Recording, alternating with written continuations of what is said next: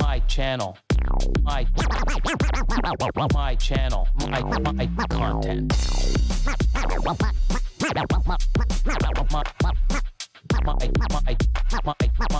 My channel. My content.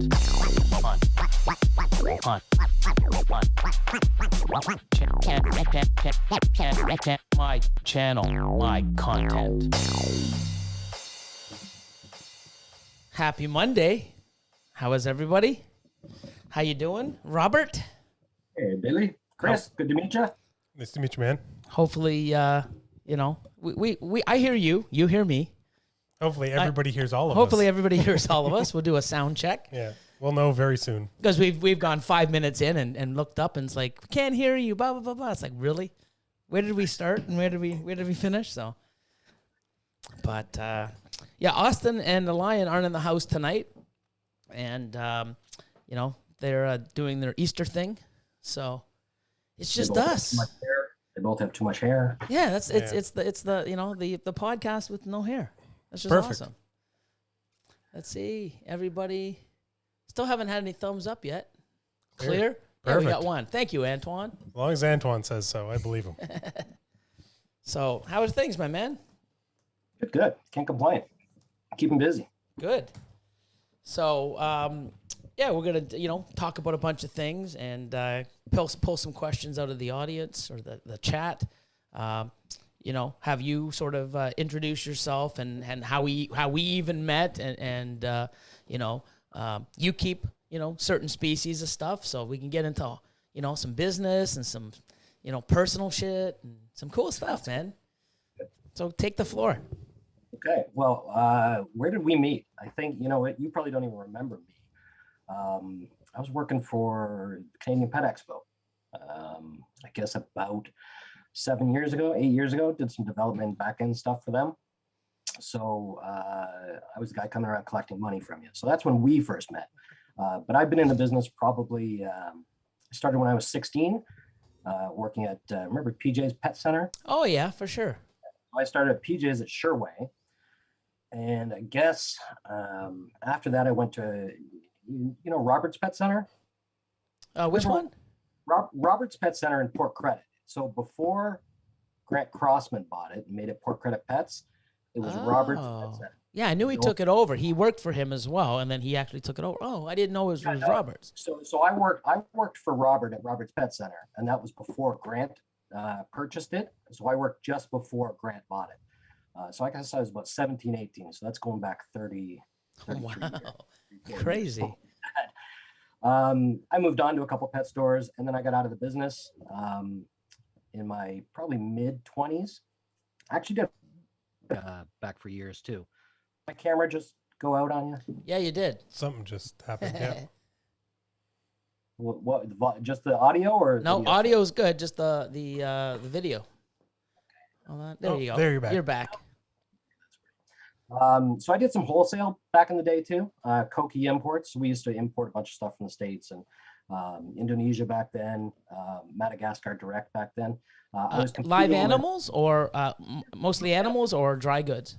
All animals. Okay. I used to compete with, Massasauga, Mike. Oh yeah, Massasauga imports. Yeah. Yeah. So we actually competed back then, years and years ago. I got out of the business probably about 28, 30 and went into technology. I had a tech company till I was about 40, I guess, and we hit the tech bubble then. And then I kind of came back into the industry a little bit, doing websites and back-end development and stuff. And since then, I've tried to marry the hobby with technology as much as I can. Mm-hmm. I have a development firm now that we do technology, back-end systems for small to medium companies. We started Husbandry.Pro early last year when the pandemic hit and some of our customers weren't doing anything. They just sat back and said, you know what, we're not working right now. So we weren't able to meet with them or anything. So I had an extra developer at the time, my lead developer, and I said, you know what, let's start this pet project that I've had in my mind for a while. So we started that early last year. And I guess we reconnected, you and I reconnected when I bought those racks, bought the cages. Exactly. I had some green tree python cages that I was getting rid of, made by herb houses. I hate that you brought that up. Sorry to interrupt, but you know what? They were so fucking amazing. Wait, was that wall unit? Yeah. The one that I wanted to buy, then you bought, and you couldn't fit, and then you sold it without telling me? Yeah. So we're all affected by this. So let's just shit on you for a minute there, Robert. So you know how amazing it was, right? So That's funny. I was so excited. I went and got it. It was so amazing. We talked a little bit, and I ended up getting it. We loaded it on the truck. I take it to the facility. Got Austin to come give me a hand. We couldn't turn it in the door, no matter what we did. So I'm like, "Are you kidding me? It's so beautiful." And I was so upset. And then Chris, he was like, "Oh," and he didn't know. And then I put it up to a buddy of mine. He said, "You just picked that up," because everybody was mad. It's like, "I can't believe you, Billy. I wanted to get it." And so, the first person that messaged me, I'm like, "Yeah, well, it won't fit. So if you want it, you can have it." So they came and grabbed it. And then Chris came the next day. He's like, "Where the fuck's that unit you just bought?" "Oh, I sold it." And he's like, "Are you fucking kidding me? Why didn't you tell me I wanted it?" I'm like, "Sorry, man." Oh, yeah. Well, that's why it was in my office, because I couldn't fit it in my basement. It meant to go downstairs into my snake room and stuff, but I got it into the house, and it's like, yeah, it's not going downstairs. So I clean out half my office, stick it in my office. It looked great for a while. But yeah, then I got out of those, and you picked that up, and literally I put that thing up for sale, and within about 20 minutes, I had like 10 messages. Oh, people it was wanted crazy. to buy it. And people were mad at me because I bought it. It's like, "Fuck you, Well, Billy." I'm like, but it was awesome. And I ended up selling it, and the guy still has it to this day. So he's utilizing it. But awesome. yeah. I just saw a pair, I had sold all my pairs of green trees just before that. And I just saw a pair online. One of the guys that got a pair bred them, and he's got babies, and you kick yourself now, right? Oh, so anyway, so that's when we met. Right. And then I guess because I also developed reptileclassifieds.ca. Yeah, that's what I reached out to you last, because I reached out to you and like, "Hey, you know what? Because I was at that point too where, COVID was coming, it was actually here. Things were slowing down, and I had the mindset like, "Hey, you know what? I want to do this full time now." And that's why I reached out, because I heard, about a year or so ago, you were looking at maybe even selling the website. And that's why I called you. And I'm like, "Hey, you know what? I want to do this. I'm doing this full time. I'm looking at acquiring a few things. Is that website still for sale?" And you're like, "Well, it was, but no, because I've got this other thing I'm trying to connect it to. It's like a husbandry app." And so I'm like, "Hold on." I say, "What? Tell me more." And that's how this came to be. So, And when you called me, we were about 3 or 4 months into this thing, and it was not anything like what it is today. It's like, we had put in 3 good months on it, right? Which is a lot for a developer, right? We had 2 of us working on it almost all the time. And it was nowhere near, but since then it's gone from, that little bit of recording this and doing that and a little bit of display. And I had everything in my mind, what we wanted to be, where it would go. But now it's so far different from what that original concept was. And we've still got so much more to go on it. It's just insane. But yeah, eventually I'd like to connect it back to Reptile Classifieds.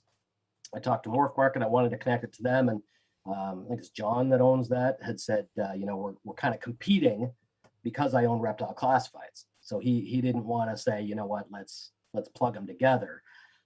He did give me the permission to do the export and everything, so he could import into, so users could import into Morph Market. So that's where we are with that. I don't know that we'll go anywhere with the Reptile Classifieds, plugging it in that way, just because we've got so much to do, right. On Husbandry.Pro still. I've got, for sure, we've got a year's worth of development just on reptile stuff to go. And then there's every other industry after that, right, that we can still do. Right. So, yeah. So it's not something I don't think we have any aspirations to go back that way at this point. Just continue to develop what we've got going now, for sure. Yeah, I'm excited because it's like I turned on my app. Not my app, my cell phone, and I went into Instagram, and I'm looking, and I see one of your stories, and you reposted from someone else like, I love the new colored tubs, and I'm glad when they listen to me. And I'm like, what colored tubs? I had to go in there, and I'm like, how the frig do I do this? And I'm looking, and I'm like, General, there it is. And I found out how to do it. And I'm like, this is so cool. And then you comment on how about feeding, or sorry, food sizes you want colored, right? Yeah, well, like ASFs, it'd be cool. You said that to me, though. I remembered when you said that, because you told me that a few months ago. I'd like to see it colored. Right. But then you look at, the design. So you got this rack now, and each bin is a different color. Well, how do you add more colors to it? Right. So I think within the next few weeks, it's already in development. We'll take it so you can turn on what type of coloring you want. Right. Whether you want coloring for, food sizes or sex. Sex was the easiest. So now that part's done, super easy for us to add food sizes or whatever. So now, we just need. Hold on. Could you make it so you split it toggle diagonally, and then the top half, say, is the color of the sex, and the bottom half is the feeder type? I was thinking borders, right? Make a thick border. Yeah. Right, is kind of the way I was thinking of doing it. Just because I think once you start splitting colors, there's a lot going on in a small space, especially when you're on. Very confusing to the eye. Exactly. Fair So enough. I think if we do a border, right, and then you can. Sex being the border, because there's only three really, right? And then the color of the bin being the food item. But so hold on. So the male, female, unsexed, right. What do you call it? Identifies as a unicorn. So there's like 97. There's a whole bunch, man. Yeah, that's true. Sorry. There's gonna be a It's 2021. So yeah, you think the work's, the work hasn't even started yet. Right. That's true. But I figured the best way to do it is probably just do a color scheming for the whole thing, and let you guys decide. Because I don't care about food sizes, right? I don't really care about sex either, but I don't mind having one or the other, right? So I don't think we need to satisfy 3 different colors in that bin. Right. I think if we make it for 2 and you can do food, sex, and then later turn off those and something else, like once it ovulates, it turns a color. Yeah. Right? Or something to toggle. Like I think for me, you set it up the way you want. Right. Right. And then select which color. You get 2 colors. Now use them however way you want at this point. Right. Yeah. And then you can start doing that. So I think that's the way to go with that feature for sure. I mean, I think the male and female is pretty cool when you see the colored. But I know that when it's time to feed, I don't really care what if it's a male or a female or unsexed at that point. If I could toggle feeding, so then it's like, oh, everything in green is ASF, so I can just throw it through the rack. Or that's a good idea too, right? Is that if you click the bulk feed button, it could then switch the rack as you're doing it, right? Instead of in a settings menu. I was thinking in a settings menu. Select how you want the colors to display. But actually, we could do it if you select feeding, it's then going to show you size colors. Yeah, or something like that. Because when I'm going to go feed, 600 animals in the adult room, it's like you got to sit there and look. It's like, okay, is this one an ASF? We have little colors, clips, but it's a lot easier when you're doing that and scanning at the same time, or As an extension of that, when you click the feeding, if it has already ovulated and hasn't laid yet, we could unselect it automatically because you're not going to feed that animal. Oh yeah, so once it's ovulated, then it automatically that one isn't smart. I like that. Look at that. I like that idea. So you don't accidentally feed it by looking at the chart because it's once you hit ovulate, it'll know that it's ovulated. It'll automatically deselect the feeding, so not. See, that's why you're amazing at this. But you're going to have to be diligent. You're going to have to be diligent with ovulations, and when it lays, you need to record those things, because I know some people don't necessarily record everything. Yeah. Right. So you're going to have, in order to have everything automated, turn these things on and off, you're going to have to be diligent with your scanning, right? Or your activities. For sure. Well, there's a lot of stuff on there that I'm not even, capitalizing and using yet, because I'm just trying to work on certain things and, still adding more stuff in. But what I like is if I want to, it's there. And if I don't have to see it. I don't have to utilize it. And I think that's what's great. So some people will, utilize more things than others, and other people won't. You fell asleep? Give it a second. I think there we go. It looks like you fell asleep. It's coming back. There you go. Okay, my audio is the audio is good still. Yeah, audio's good. I don't know why this thing always works. I don't know. Maybe it's because of the whole Zoom thing. I don't know. Yeah, maybe. I do the same thing. We had a crowd cast the other day. I had Gavin in from Balls to You from the UK on one of the MC Academies for Patreon, and mine was going off and lagging, and he had to come on 3 times. But the third time he came on, the rest of the night was perfect. So it was like it was well worth putting up with the lagging and stuff to get, all the information that we got out of that. So technology, man, who knows? It sucks sometimes, let me tell you. Yeah. It doesn't generally argue with you. You tell it what to do, and as long as you tell it to do it right, you're fine. So somebody else programmed this system here, so that's where the problem is. We got any major questions yet? The only ones that have been asked, people have actually been answering in the chat. Oh, perfect. So, yeah, it's been good so far. Oh, here's my man, Sean. Perfect. Sean G, LHT Reptiles, Husbandry.Pro, the best in the business. Robert's customer service is second to none.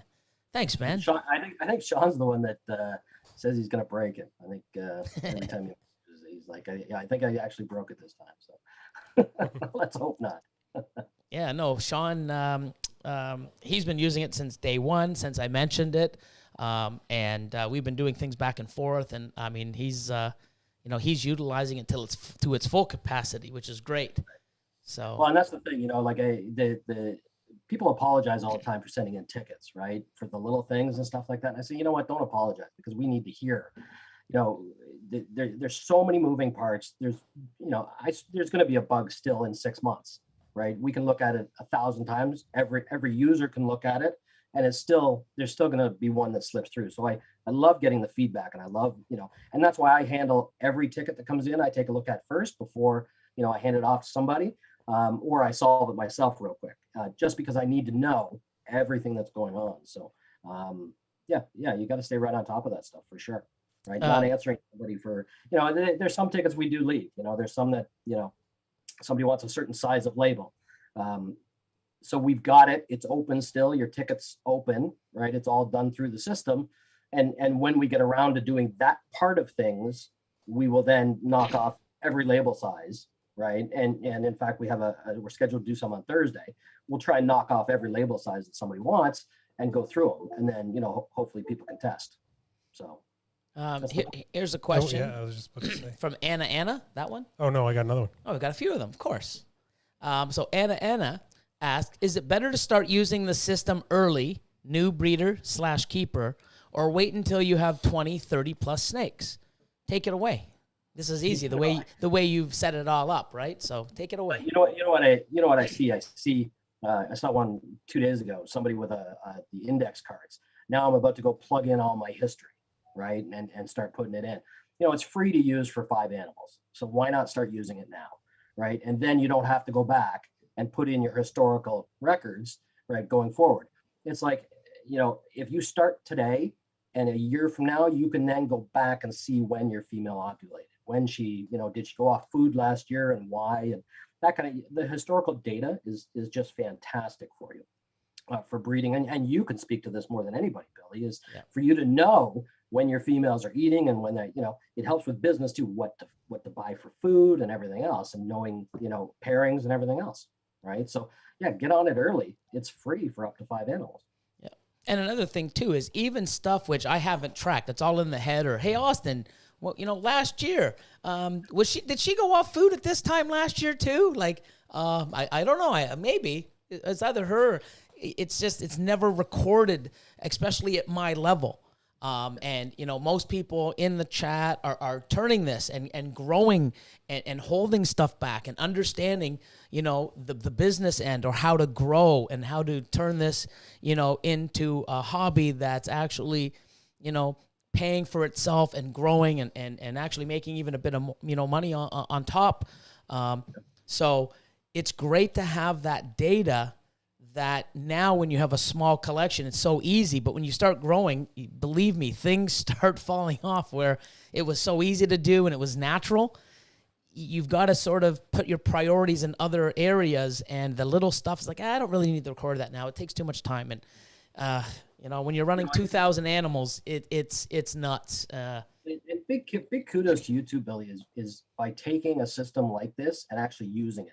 It's harder for somebody that has a lot of animals to switch over their systems, right? Because you've been, for how long, you know, using whatever on the bins, recording things a certain way, all that kind of stuff, right? And there's tons of breeders that are never going to switch. Correct. Just because it's too much work to switch now, right? That they've got 300 animals, 400 animals, right? That's a big deal, right? So we're trying to make it easy, you know, with imports from other softwares too. We're trying to make those things, if you're using another software. But the fact of the matter is, a lot of people that have been around this, you know, for 10, 15 years or longer are using pen and paper or some kind of card system or something like that. Or nothing, like me. Or nothing. Exactly. Getting them to switch over is tough. Yeah. Right? Getting them to switch over is real tough, right? Yeah. Because they're used to it, right? Why fix something that isn't broken for them? Correct. Right? But if you start now, it's invaluable going forward, right? But what this is already doing for me, as well as where I see, and I've talked to you many times. Hey, you know what would be cool? Could we do this? And what do you say? You say, everything's possible. We just got to see how long it takes and the cost of getting it done. But pretty much anything's possible. When I hear those words, you know, if anything's possible and it's just a matter of time and money, if it's worth it, it's going to get done, in my opinion. You know, I mean, I'm only a 30% owner, but I'll bitch enough where you're like, fuck, I just got to shut Billy up. And he will. Yeah. But I love the fact that it's changing. It's getting better. It's a monster waiting to be released. And what's great about it is, for me, we only have 1,200 of the 2,000 animals uploaded onto the software. You know, Catherine has started, so we've got another 700-800 that we're going to probably have up within the next month, you know, so that everything's on there. But utilizing all my animals and my adults. So now we're tracking the pairings, we're tracking the feedings, we're tracking copulations, we're tracking ovulations, we're tracking reproduction, how easy and simple it is. The pairings, it's insane. For the stuff that I can record in seconds, yes, it's taken a long time for us to upload those 1,200 animals that we have on the system now. But for sale, I've started utilizing the store. All I do is I go click, click, click, click, click, click, click. It's already on the store. It's insane. I'm like, wow. And then if I go, I just delete it and it's off. And it's seconds compared to, it would take me 3 hours to find the time, upload everything, find the JPEG, size it. I'm doing something that I do in 3 hours in literally minutes. Insane. So to speak also, Billy, to your upgrade, when you call me and do an upgrade, something that sets us, and I never want to use the word better, because honestly, I never installed Reptile Scan. I've never looked at it, because I wanted to have a fresh mind going into this. I wanted to do it our way and not copy anybody's or look at, you know, and I haven't even seen what they've done great. We've just kind of taken, you know, we've built it from nothing to what it is today based on input from you and based on input from everybody using it.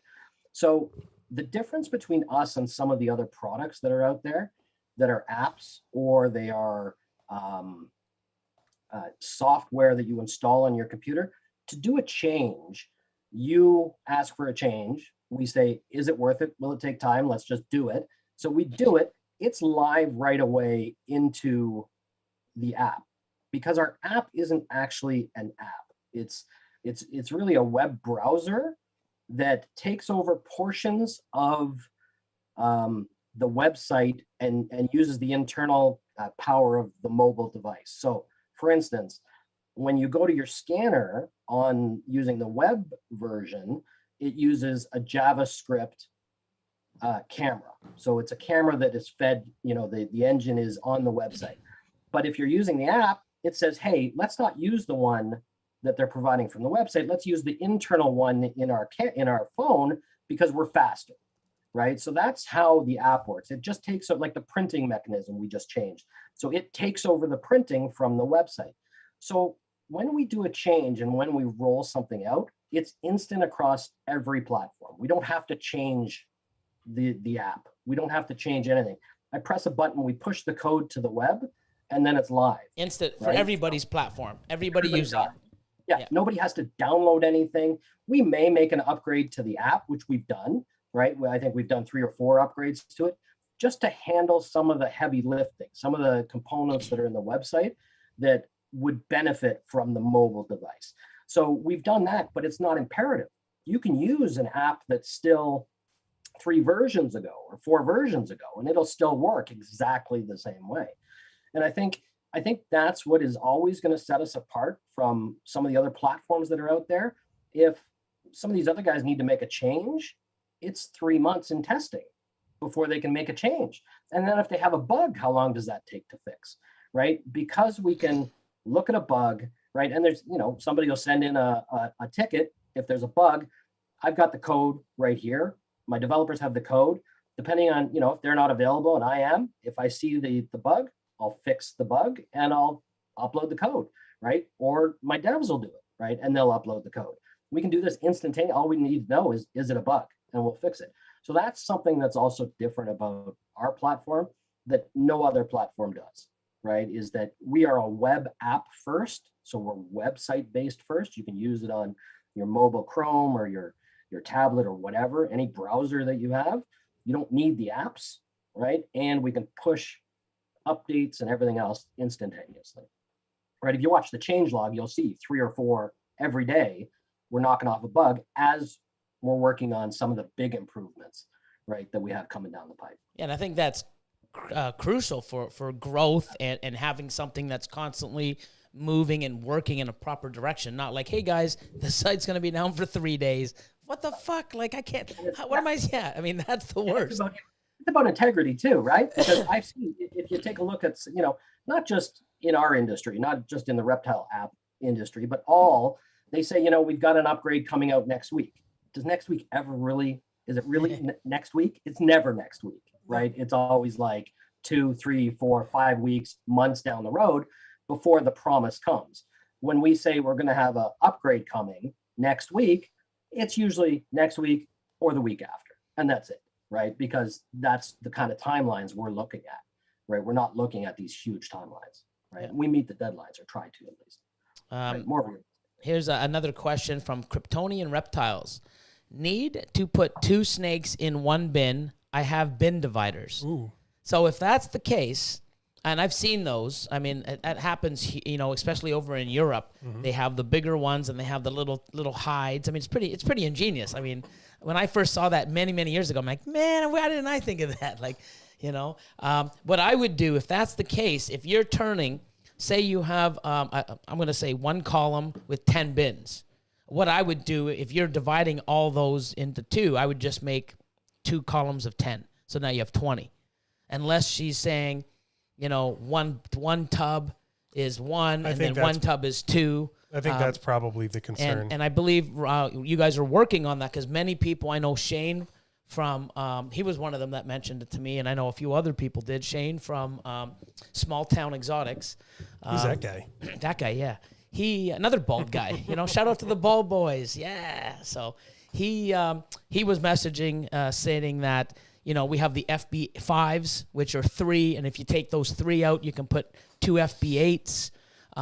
But it's not the whole rack. So, people would like to customize it where, there's a rack of 3. I mean, a row of 3, a row of 2, a row of 2, a row of 3, or however they like it. That would drive my OCD nuts. It would have to be 3, 3, 3, 3, and then 2, 2, 2, 2. But absolutely. Whoever wants it, you could do 2, 3, 3, 3, 2, 2, 3, 3, 2, 2, whatever. I mean, but is something like that? Is I'm sure it's capable, but is it something that's been being worked on, or how far are you guys away from doing that?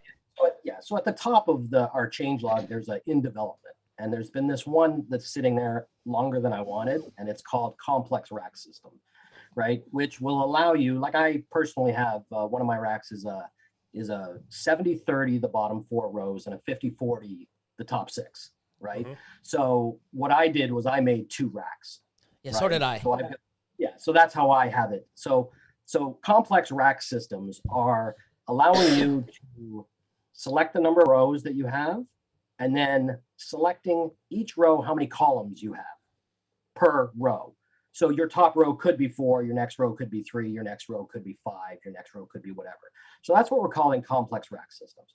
Now, the reason it's been on my in development is because people have mentioned, I want to put 2 snakes in a bin, because when I have babies, I don't necessarily, you know, sometimes I put 3 into a bin, right? 3 snakes into a bin.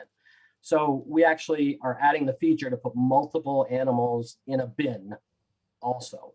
Okay. So that brings up a whole other problem, is that, you know, what if 2 of the animals, see, it's not as easy as just putting the animals in the bin, right? Yeah. What happens if only 2 of the animals in the bin feed, right? Out of the 3.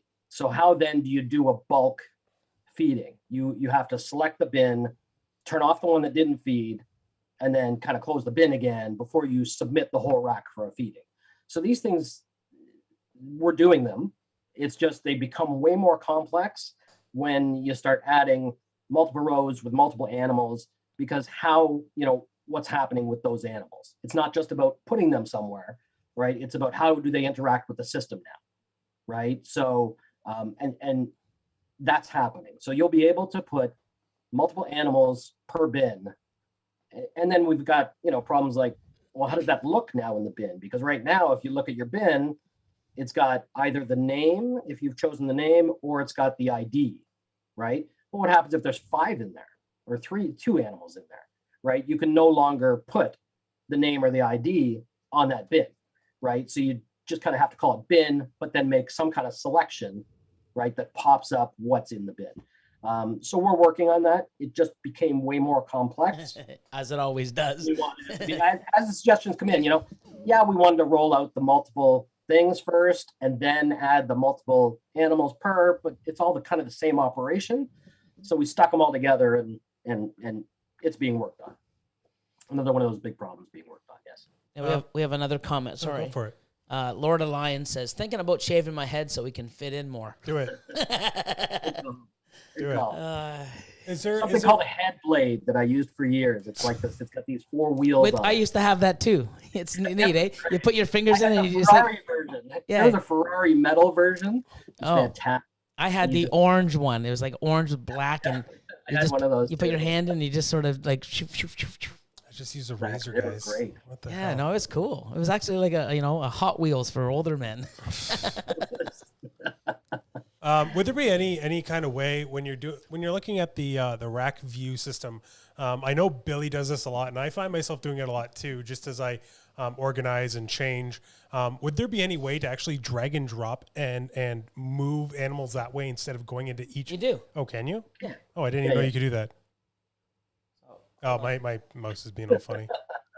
Yeah, you can. You just hold it down. And Wait, you have to go to an empty one, right? No, you can move a rack or a bin that's full. Go to into view? another thing. Oh, okay. Yeah, Go to because view. I'm still new at this. So now go Oh, there okay. and drag it up. Fair enough. There's also, all good. and you know, that's a perfect example too of You know what? the No, whole well, coding no, problems we have, is that you don't have those operations on a mobile device, right? Like a mobile, you can't Do that. drag like that. It doesn't work that way. So, you know, we have it so you can turn things on and off. There's actually a button on the bottom that I think shows up on mobile It says that toggle. allows the same type of function, right, in your mobile device. Yeah. So, yeah, that we can do that now. So what is cool, I'm going to bring this up too. So that is an awesome option because we've done that. Now, the thing is on my normal animals in my collection that are there, unless I sell it or I move it to a different space because it's not eating, I want it to go higher, I want to upgrade it to another rack. I'm moving 20 or 30 animals around. It's pretty easy the way this is done. I love it. So in our hatchlings that are for sale, once I sell them and they fly out and we ship them out or people come and pick them up, I have about 40 or 50 spots over 5 racks. And then what I got to do is I got to go drag and drop, drag and drop, drag and drop, drag and drop. Mm-hmm. It'd be cool to have a feature on a rack like auto slide. So if I had a full rack and I pulled 6 bins out of it and I hit some sort of button, it'll actually push all of them to the top and put the 6 bins at the bottom. So then I can take the next 6 I'll manually drag them over to fill that rack, and then I'll have spaces on the next rack, hit a button, and then they go bloop, all in order so that they're all, I mean, I don't know. I mean, it's like he's just sitting there going, are you fucking for real, Billy? You know, there are some things that I just like to say later. Do that later. Yeah, but I mean, it's like I got to put it out there because Catherine's probably writing it down in the background, or Callie, and I mean that's something. It's like, you know what? Here's how it works, right? Is if you visualize something, and if I got, I get support tickets all the time. Is, can you make this happen? Well, yeah, but then I need to understand why you need this to happen, right? How you'd really like it to happen, right? So if you can write down, this is what I'd like, this is why I'd like it, and this is how I see it happening in my mind, then it's much easier for us to take a look at and say, you know what, is this easy to do or is this not easy to do, right? And then it'll, and really every suggestion we get, we put into this feature bin to address later. Like right now, we've got so many things, but there's going to be time where, okay, now what do we do? Right. So we're going to go back and revisit all of those things that are sitting in the feature bin. And the more complete they are, right, the suggestions, the quicker that we're going to act on them, right? Because we'll know what's going on. D's Balls and Exotics. I keep a lot of large snakes, and being able to group cages for bulk action would be very helpful versus going through 20 separate cages. And I believe earlier he said, is there a way to add existing cages and racks? I think he just repeated himself because we weren't paying attention to him. Sorry, brother.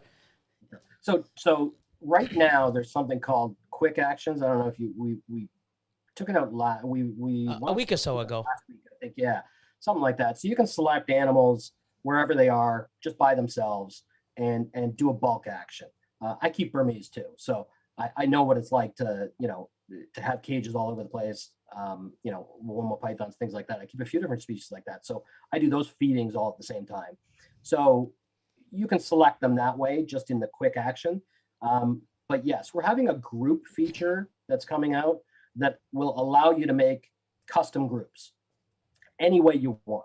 So you could make custom groups of females. You can make custom groups of specific animals you choose. And then you're going to be able to create a QR code for those groups, right? So that when you hit a QR code that you have made for a group, it'll select all those animals, give you a representation on the screen to turn some on and off, just like you would with a rack, and then do the bulk whatever you have for it. So I think that's the way that I envision that to work, is specific grouping. And with that same system, we're going to allow you to make custom search criteria to make a group. So what you'll do is you can make a button that is, animals that haven't fed in 10 days. You click that and it will give you that group automatically on the screen. And then you can do a bulk action to that group. They didn't feed again. Bam, you're done. Right? They refused food again. So a lot, or anybody in anybody in brumation, if you want to do a quick water change on all of them, right? Select all animals that are in brumation, right? And that is an instant group view you make. You don't need to make a QR code. You can just click a button that you've created for a specific search. So we've got those kind of things coming, just to make it so you can really do any kind of grouping you want and save those groups, and then change multiple things about them. Animals, females that haven't eaten in 10 days, that could be a group, right? Whatever you want, and do it that way, just to make it as flexible as possible. So you're no longer stuck to racks, you're no longer stuck to cages, you're no longer stuck to any of that kind of stuff, but that stuff is still there if you want to use it. And again, you can turn it on or off, not use it, get rid of the menu item completely if you want. Oh, cool. That's very cool. Jason from Morph Mixology Reptiles. Robert has been so helpful with my request. Thank you for the scan button in every page. Looking forward to working with you more, man. Awesome. That button pisses me off. I keep forgetting to turn it off, and I think it covers something on the mobile, and I don't remember what it was. And I actually have to make it to move it to the other side, because I think the right hand side is wrong. So we'll get that so it can move back and forth wherever you want it. But yeah, it's a good feature too. Open up the camera real quick. Yeah, and I think me and Catherine today, we experienced it. We started moving some animals over. So when you go to, say, browse racks, you pick the rack because we were taking some animals out and moving it. When you go in, click it, and go view animal, and then archive it because I sold a bunch of animals. So we went in, archived it, and then when you hit submit, it kicks you right out instead of going back to the actual rack. So then you'd have to go, oh man, now you have to go back in, go to racks, browse racks, view rack, and then go back in, select the next animal, view, archive, save, boom, throws you right back. It'd be cool to bring you right back to the rack, you know? So, so do you have like a screen recorder for mobile device? Like I do. Easy Recorder or something? Can you do a recording of that and fire it over to me? Because once I see the process, I'll go, oh yeah, there it is, and then we'll fix it right away. Okay, So, yeah. But just something like that, because it's just 2 more steps to get back to the same rack you're moving, right? So yeah, we're trying to get a lot of that logic done too, right? Because, you know, and I think, so when we built the system, it was a desktop application, right? That's all it was. It wasn't an app, right? So we brought out the app just to do some of that, you know, heavy lifting I talked about earlier. And I guess we underestimated how much people wanted to do with an app, right? On their phone, right? I'm a desktop guy, right? So being a developer, I use desktop all the time, right? I use my app or my phone only when I have to, right? We underestimated, I think, how much people really wanted to use the mobile device.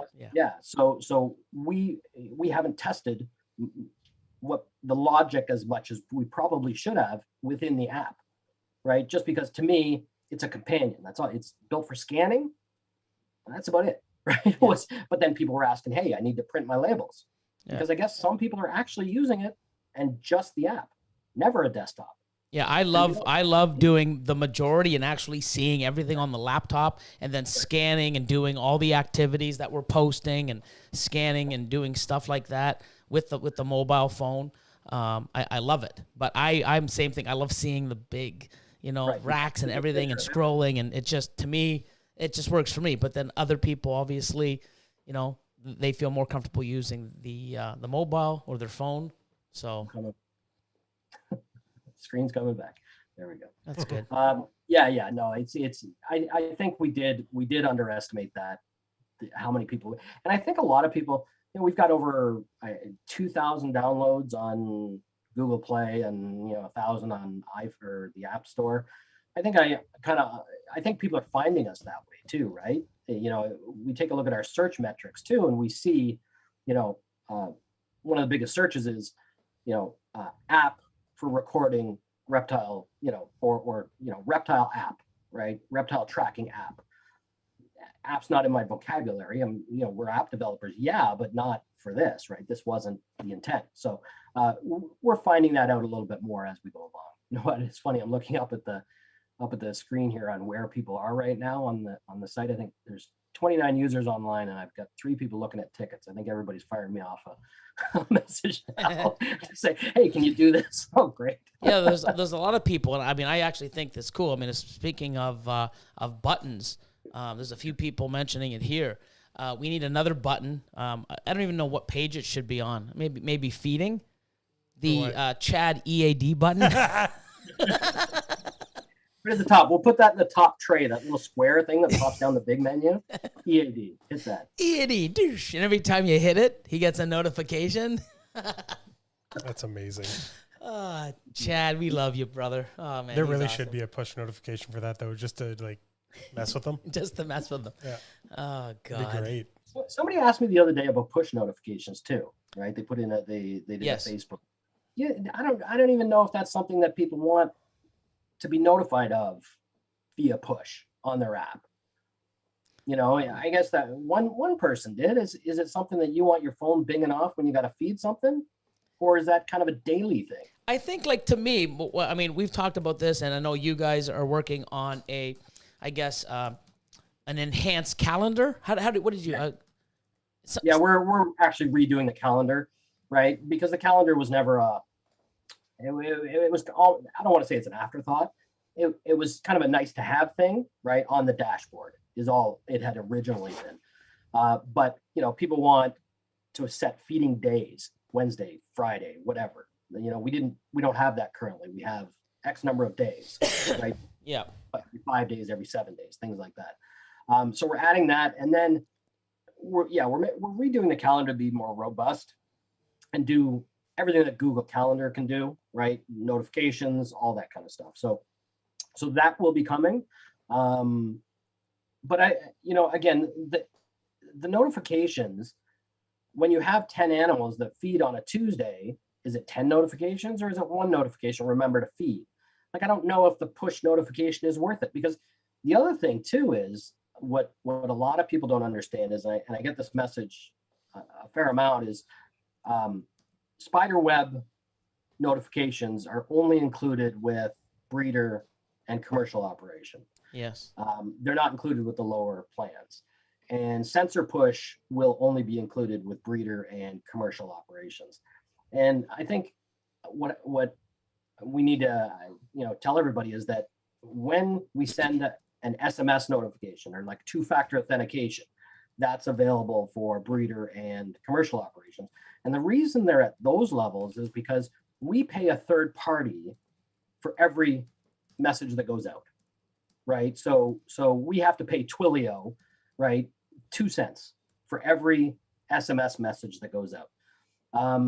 Spiderweb, because we're getting information back from Spiderweb every 3 minutes, a lot of data that we're storing for years and years and years, the amount of data that you're going to store in our databases is far more than somebody who doesn't have Spiderweb or sensor push, those kind of things. So the actual cost to us is so much higher to offer those kind of features. So same with the notifications.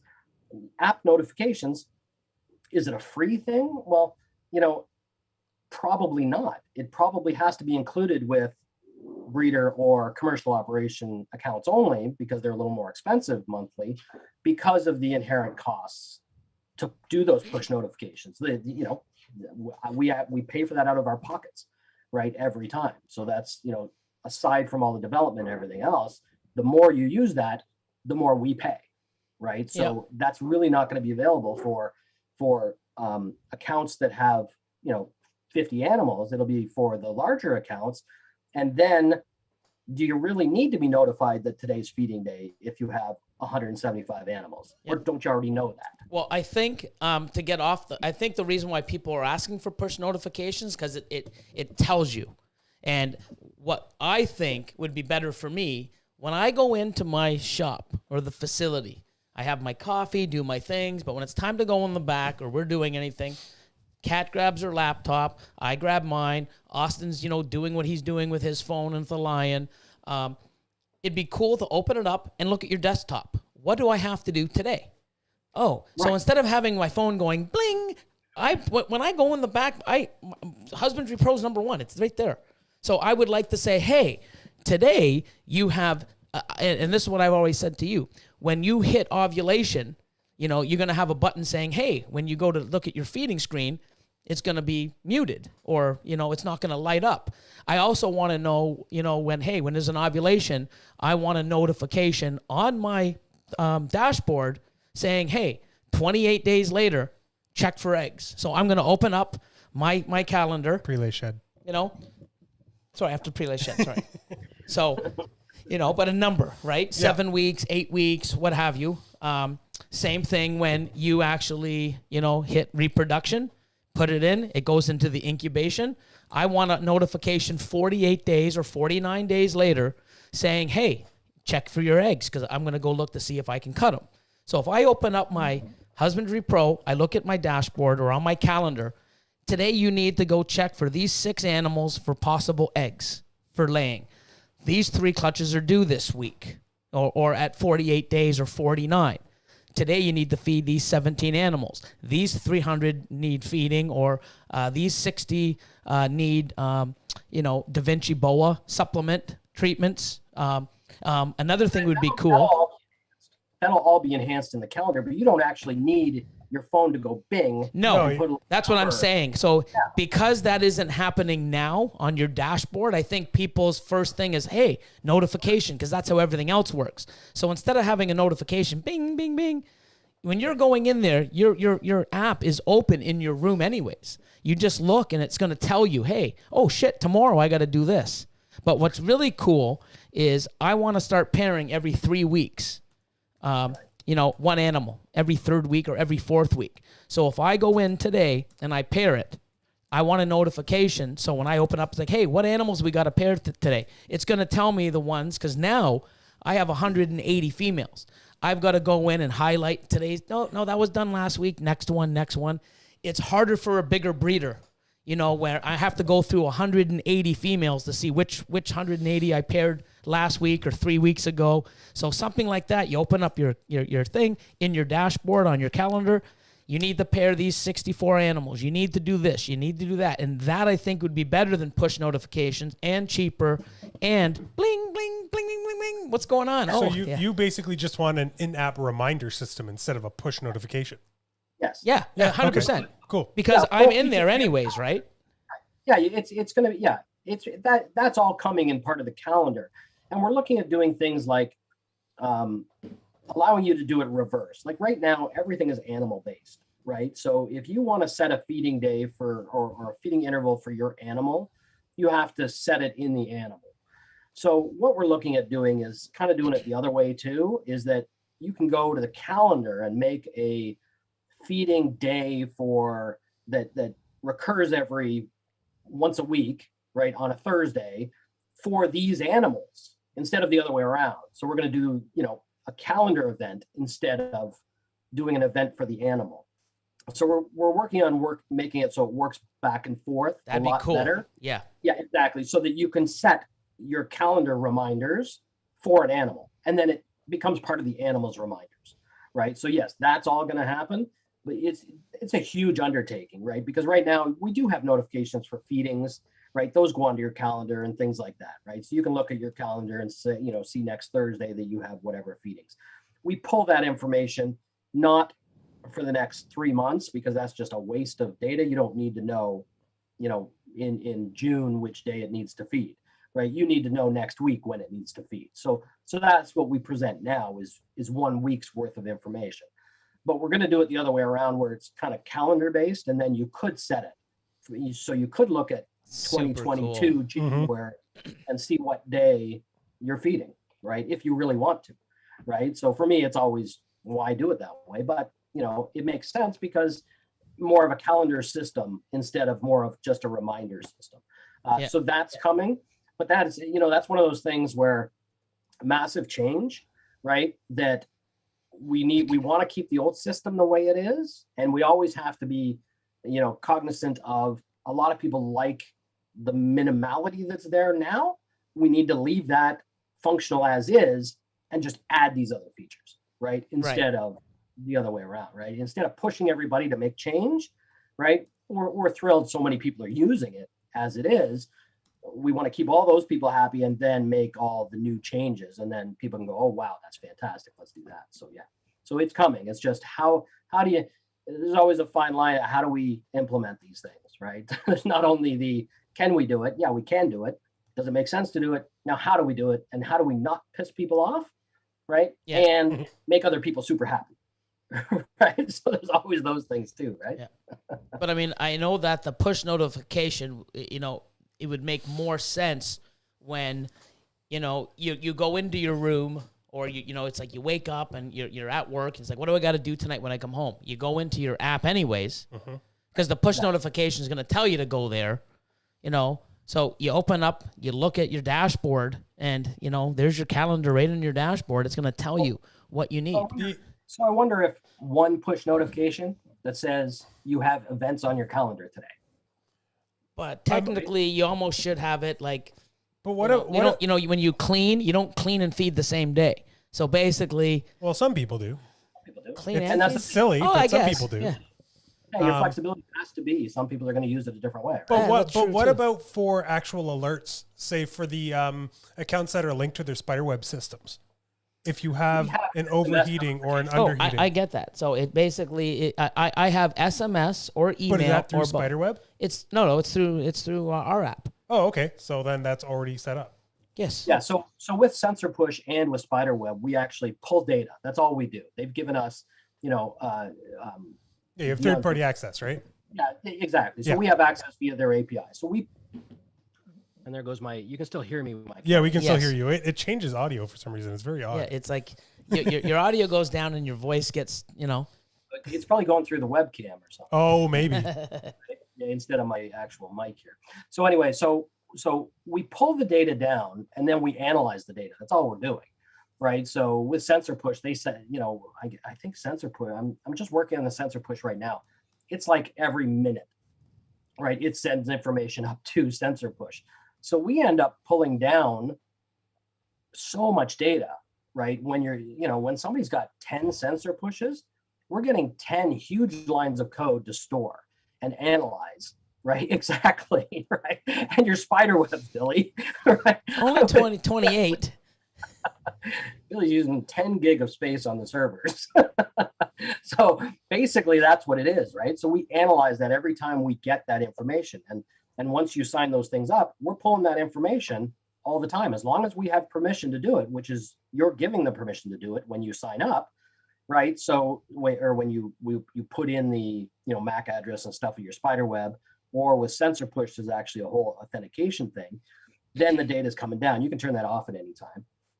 I'm concerned about the day that somebody stops using the system and they're still pulling down their 10, 15 sensor pushes from now until 2030, right? So we're going to have these massive servers just storing data that's nobody's using.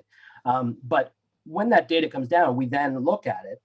Did the temperature change more than, and you put this into your system, more than 5 degrees? It did change more than X number of degrees in the last 10 minutes. Let's now look at how the customer wants to be notified, email or SMS, and then we send those out. And then we shut them down so you don't get one right after the other. You have to go back in and reset those after you've solved your problem.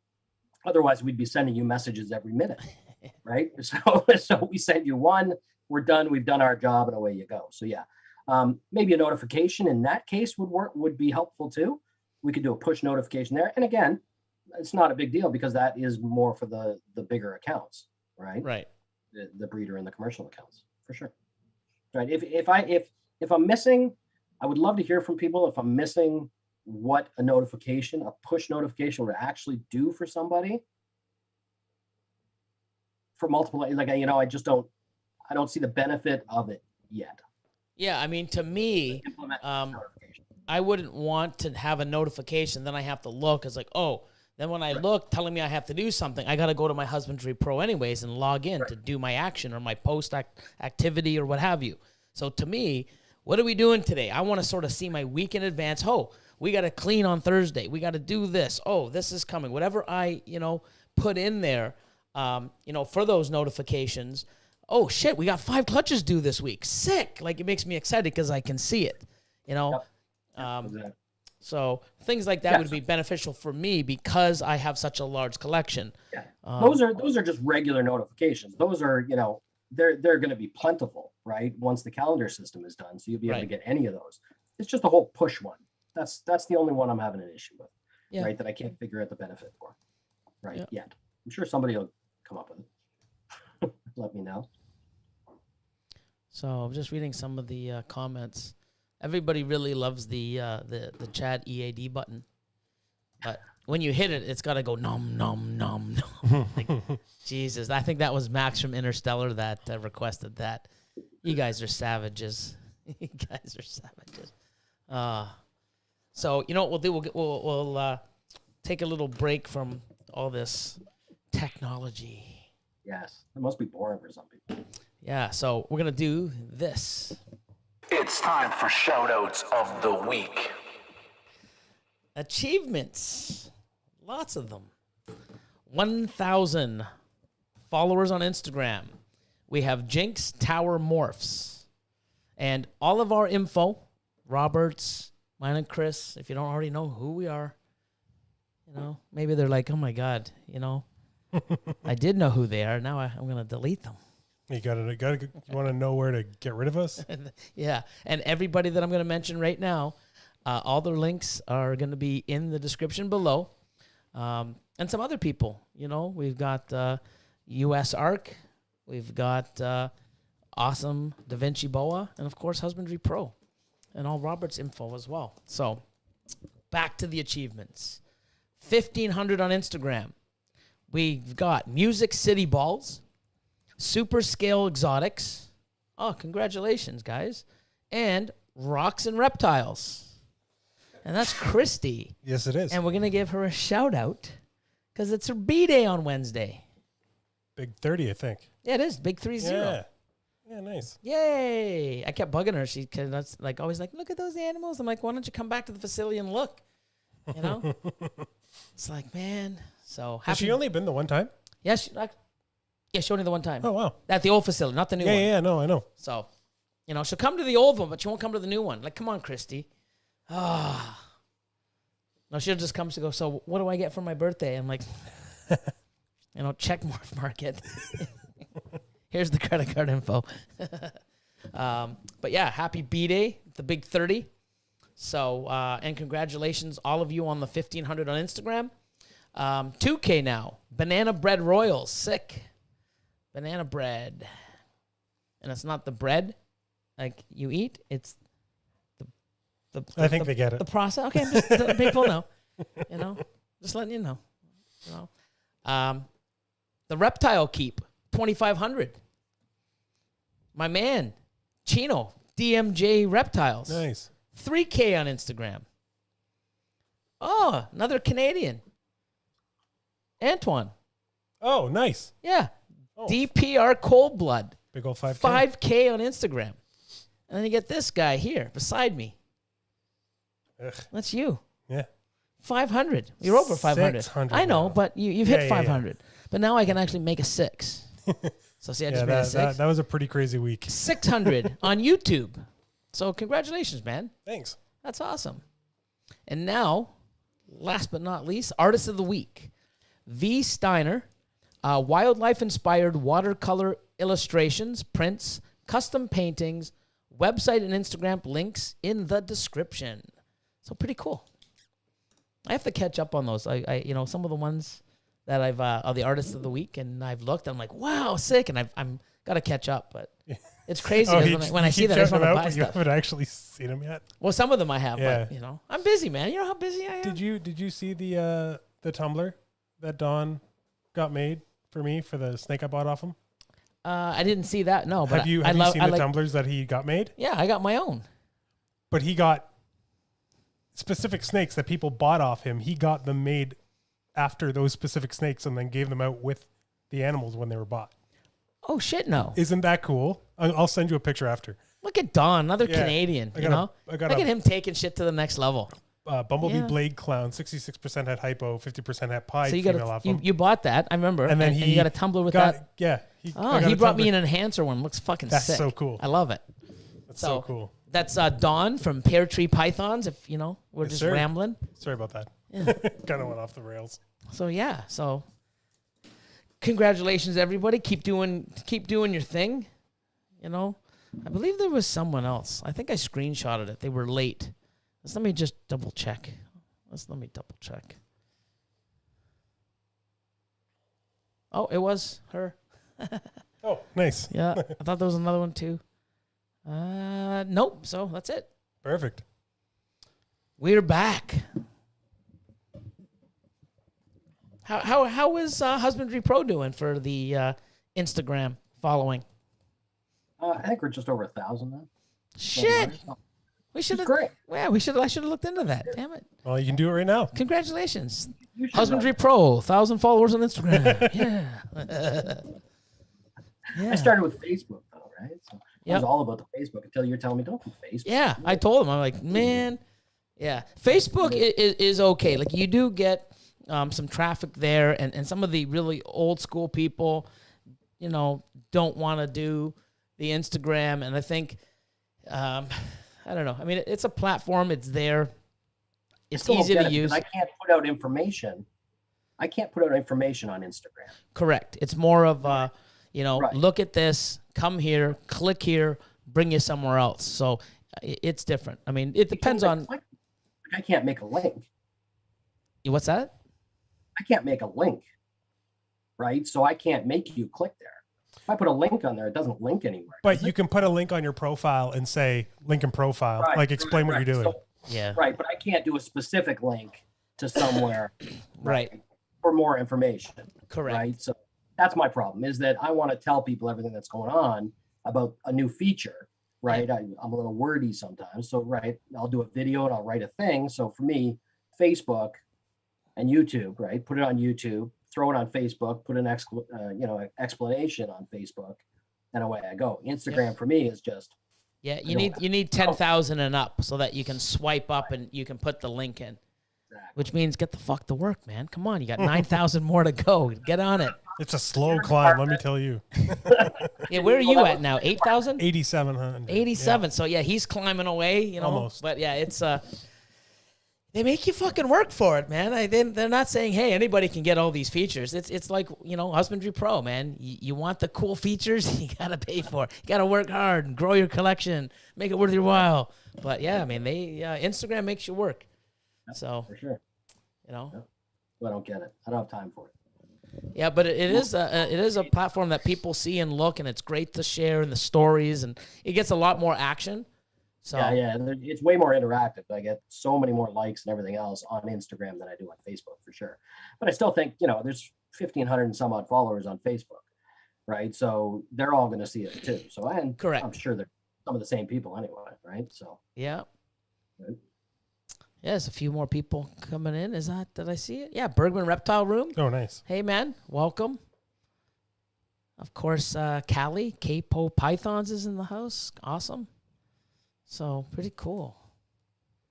So, you know, any other questions? If other questions are coming in, you know, we can read on them. But, so as far as when you were saying, you already said earlier that you've already got like a year of development already on your plate, sort of. I mean, you exaggerating, or is that, no.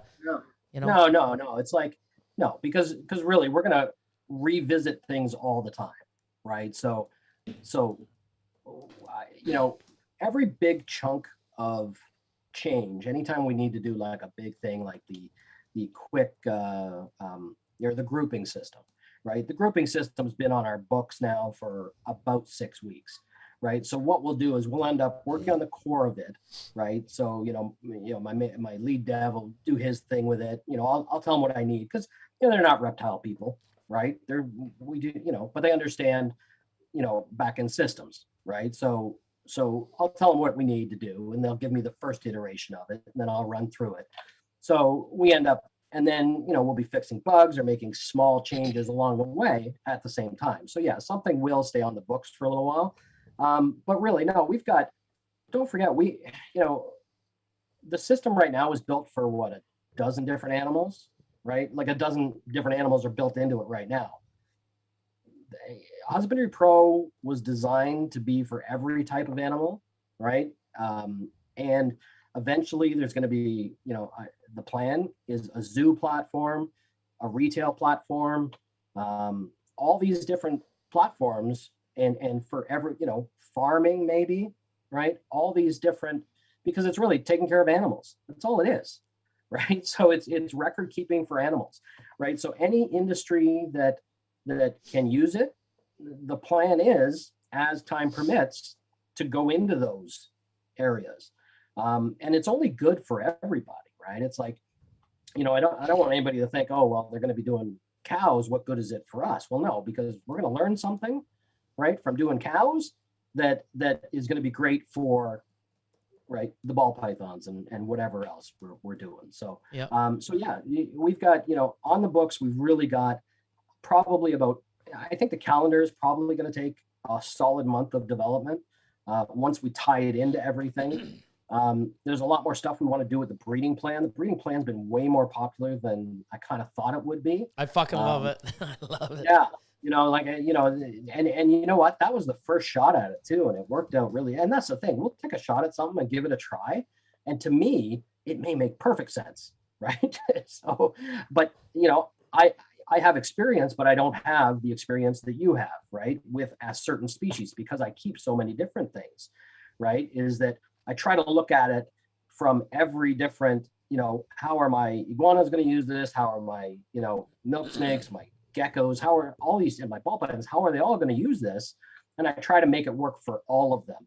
And then we make changes. But with the breeding plan, it was weird because, I laid that one out and it came together super fast and it hasn't changed.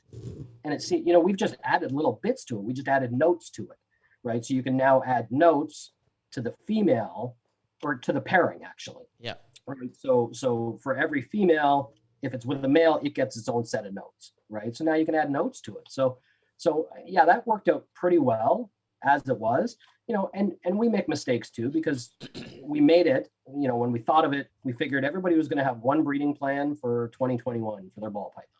So we figured every species would have one breeding plan, and there I went out again, but so we had somebody say, well, how do you, I want to make another breeding plan. I'm like, why would you want to do that? And then I'm like, oh, okay, well, yeah, because you may want to keep your group of, xanthics separate from your breeding plan. If you have a big group of something in your ball pythons, why would you want more than one breeding plan for it? So, we made changes like that to make it so you can have multi, and this was just last week or 2 weeks ago. And it took this long for somebody to say something. Yeah. You know what I mean? And that's kind of what blows my mind is that, it's such a simple thing, right? And it makes total sense. Why didn't somebody say it how many months ago? Yeah. Right. When we launched, when did we officially launch? January? I think so. Something like that. Yeah. So when we officially, how come it's taken so long for somebody to say something? So that kind of stuff, I'm really proud of the breeding plan as it is, and nobody's brought anything groundbreaking changes to it that we need to do. So, if there's any upgrades to that, I would love to really refine that system and put that one to bed. But it seems to be working really well. Yeah, I like even in the pairing. So when you in the pairing section, you can actually make and post an activity right there. That was added, which was really cool. That was just like, wow. I mean, when we saw that, me and Catherine, our eyes lit up and went, no way, look, we can, instead of going out or having multiple, because what happened is another thing what I would love too, going back to the pairing. So Catherine would be on her laptop, I'll be on mine, Austin has his phone. Okay, Austin, first one here, I highlight it, the female, and it's like, oh, yep, she was last week, go to this one. Oh, yeah, take this male here, and he knows where the males are because there's not so many. Right. And we'll go over, it's like, okay, pair the pastel lemon blast heck clown ghost. Okay, where is that? I don't know, Catherine, so she'll go into the animal, go into list and start doing it, open it up, rack 7, row 11, tub 3, and then he'll go to do that. So what would be really cool too is when you have that notification on the calendar saying pair this female because she was paired 3 weeks ago or 4 weeks ago, it'd be cool to have a button where you could see exactly where she is. So, because what'll happen is, and this is speaking for me. These are your problems. Yeah, they're my problems, but definitely mine. You asked me where one of my animals. I know where it is unless it's loose. Right. Even then, you have a pretty good idea. But the thing is all of these people that are using this, well, one day, if they hold stuff back and do and grow, and if that's where they want to go, they're going to be like me and go, damn, I don't know how Billy fucking does this. And some days I don't even know how I do it. But, it's 3 of us doing it. But, I mean, it's bam, Austin puts the mail in, does his thing with the, the popping, gets the, the sperm plug out, does his thing, scan, pair, submit. Next one. Then I go see the next male, and then whatever female is the one that needs to be, introduced to the male. Because if we have 3 or 4, I want to be able to choose. So then we just do that. Cat looks it up. Here you go. Boom. But it'd be so cool just to have this animal here, rack 6, this thing, boom. It's right there in front of you, seconds. But that's like my problem. So, yeah, and that speaks to time and quality of life improvement, right? I think something like that improves such a small percentage of the user's experience that our time is better spent Oh, swear. on the calendar. Yeah, correct. So basically, you're shit out of luck on that one. Yeah. Yeah, I mean, we got to I'll figure a way out. We'll get on it somehow.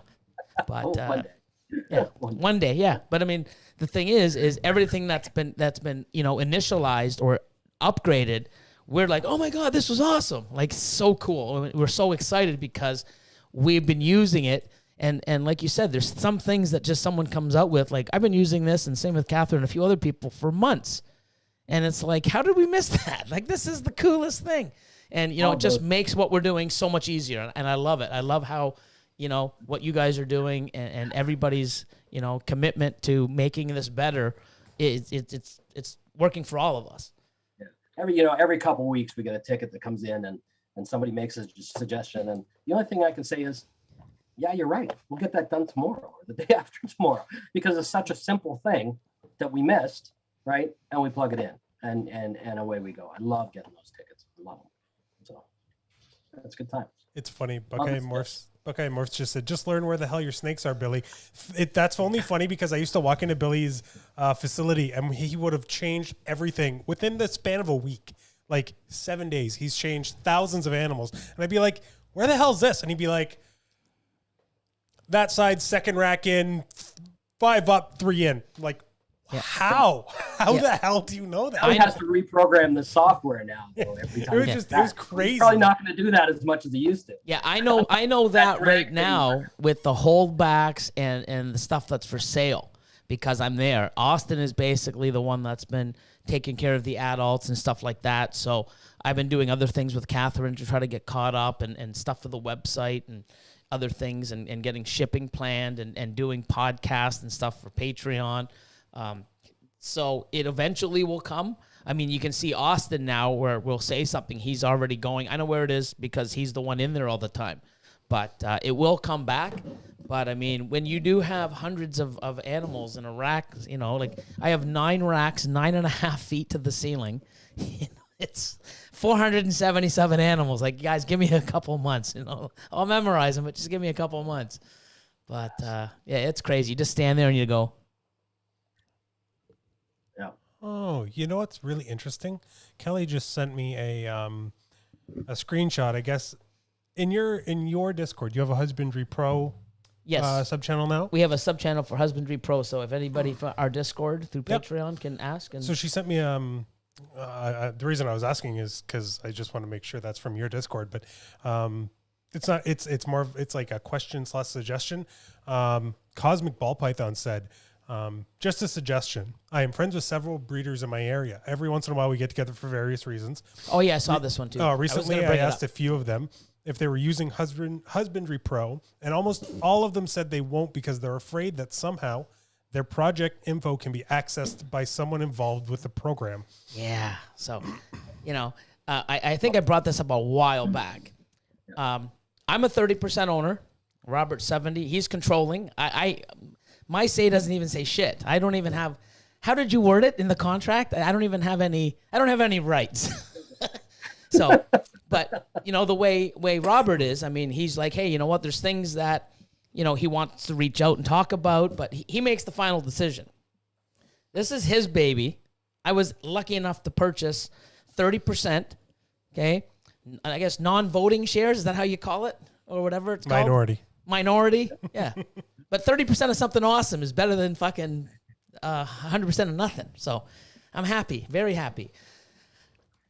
Like I said, this is his baby. He's been doing this. It's not like this is something that he's doing from his basement. It's a professional company. Why would he risk? I mean, and not only that, why do I give a shit what you're breeding? Like, I could reach out to Justin and say, hey, Justin, or hey, Robert, let me see what Justin's breeding. Holy fuck, he's got 37 Pompeys breeding. Fucking cool. I don't even have one. So what the fuck is that information going to do? It's funny. Except make me feel like inferior and fucking like I'm not doing this good enough. I was just about to say the same thing. Why the fuck would I care to go look? Not the funniest part is it's like, oh, there's somebody that's going to be spying on my stuff. Like, who the fuck are you? Would be sitting there going, I wonder what Chris and Nick are pairing this year so I can copy them. Nobody fucking cares. So you know what's funny is, I'm a big breeder. You know what? You can come over and I'll fucking I'll post my breeding plans every fucking week if you want. I'll show, and you know what? We showcase our pairings. Look at this lock. Look at this. Look what I'm doing. Fuck, I mean, I don't know. I don't understand that. That's just mentality. Like, you think I bought into an app so that I could see what the fuck you guys are doing? It's pretty crazy. I mean, that's just silly mentality.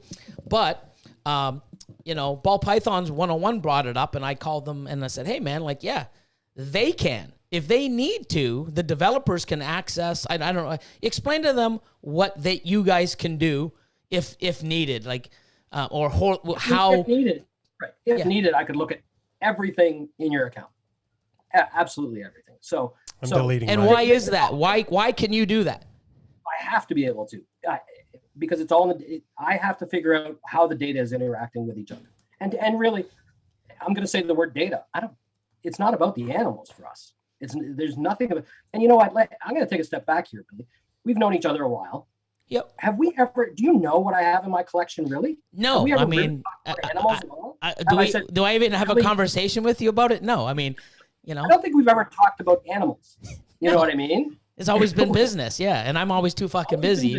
Yeah, so exactly, and it's not. And you know what? If I have a question about ball python breeding, I'm not going to bug you with it. That's not our relationship. Right. Our relationship is Husbandry.Pro.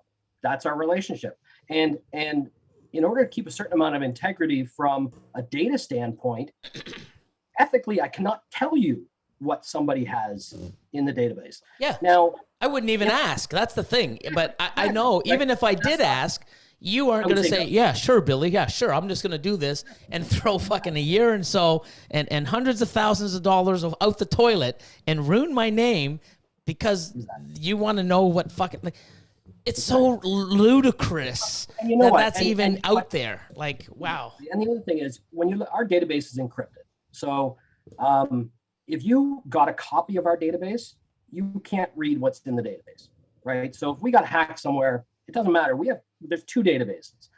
When you log in, it gets a key from one database and takes that key, and all the data when you read it is unencrypted with that key. So it's made back into English. Right now, it's just a bunch of garbage in a database that if I looked at the database, I couldn't tell what's in there. The only way for me to see what animals are in your account is for me to take over your account. And there is only one master account in the whole system that can take over an account, and that's mine. My developers can't take over an account, nor do my developers have any idea what an exanthic anything is. Or a difference between a Woma ball python or a Woma python and a ball python. They don't know the difference. Yeah, you said that how long did it take you to sort of get over the idea when you brought this proposal to them back? Just have snakes? Now my main developer's like, snakes? We're not doing snakes. I'm like, yeah, we're doing snakes.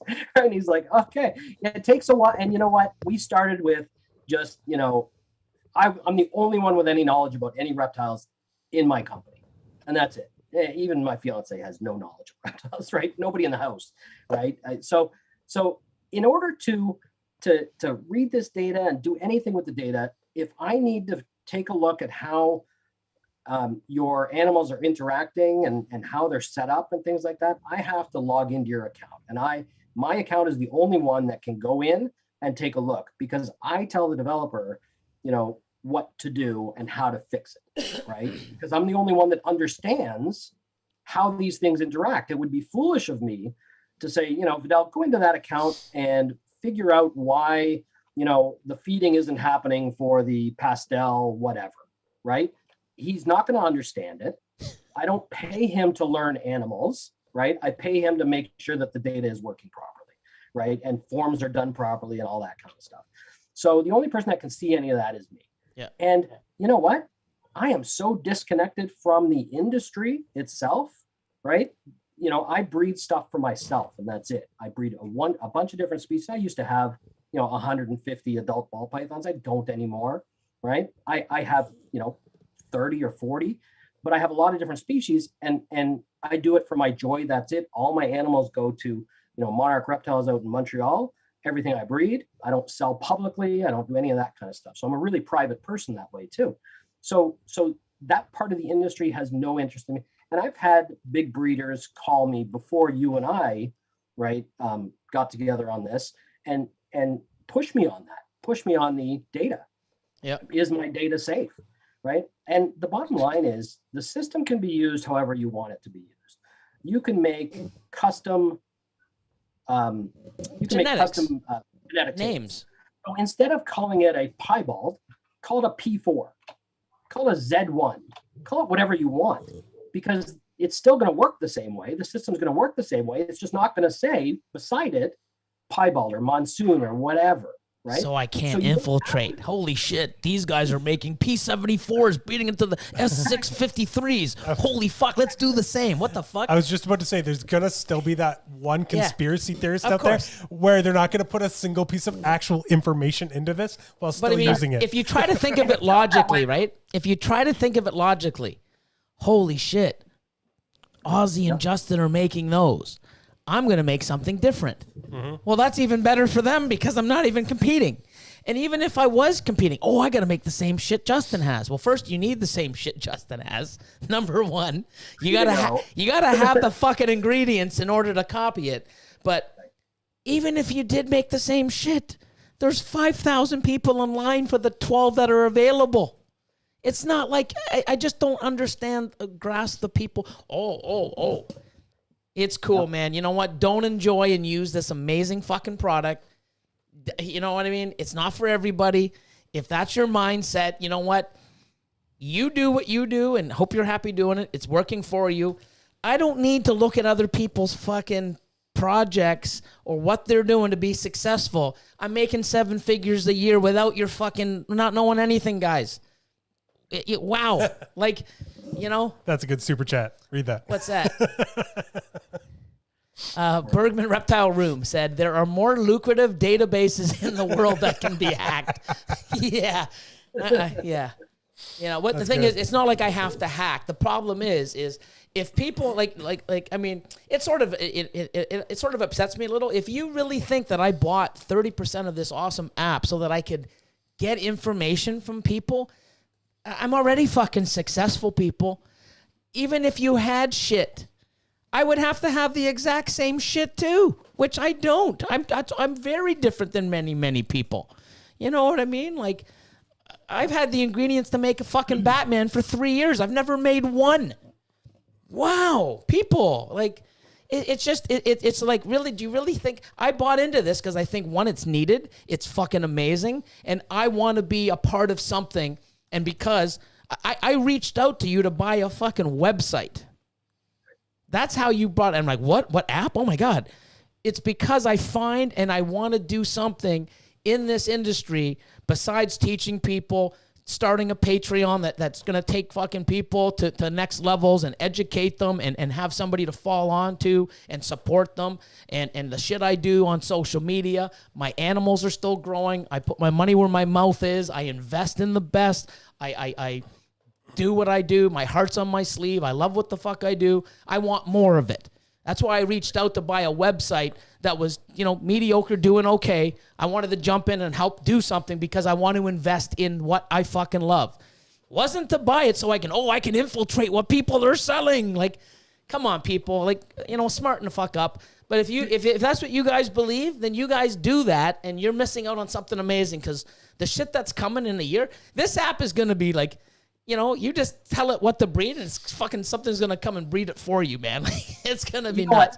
I don't know if the whole getting the data thing is really specifically at you, because I've heard that for years, right? I don't necessarily think it's targeted at you, because I've had conversations about other things that they just they don't believe in the cloud. They don't believe in putting data out there, period. Yep. Right. And, that's just how some people are. So I don't know that, I'm sure there are a few that took aim at you by saying that, but I really think it's also a mentality that a lot of people have that, they don't necessarily do online banking, right? They don't, want to put their data in, right, our database, because they just don't trust anyone or anything.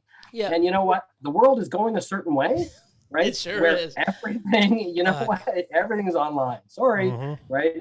Everything's going to be cloud-based. So, paper and pen are great for some people, And I get it and I respect those people, but there's something that makes really, we save time. Oh, 100%. That's what the app does. But right. Not only saving time, I'm saving time and I'm recording stuff that I should have been, that I've sort of pushed to the side. It's not important because it took so long or too, like, you know, when people understand, when you know, working with 50 to 100 animals, people are like, wow, man, so much work. I don't understand how you guys do it. And then you go to 200 and 500. You're going to go, holy fuck, like these guys are animals. Like, I don't know how they do it. It's not fucking easy, and I'm slacking in so many areas, and I'm trying to be more efficient. This here fucking helps me be more efficient, and also track more data while being efficient. Holy fuck, 2-for-1 deal. I'm all in, you know? So I've actually found it useful. This year, I've told you, and we've actually spoken about it briefly in the podcast. This year, I'm making a very, very strong point. I'm ultrasounding my entire like collection of females every week to 2 weeks, and I'm trying to get a more condensed timeline of how the building process goes and what to expect. Now, I thought I had a good idea of what was going on for the first few months of the year, and then just today, I had a girl that I ultrasounded 4 days ago at 31 millimeters in ovulation.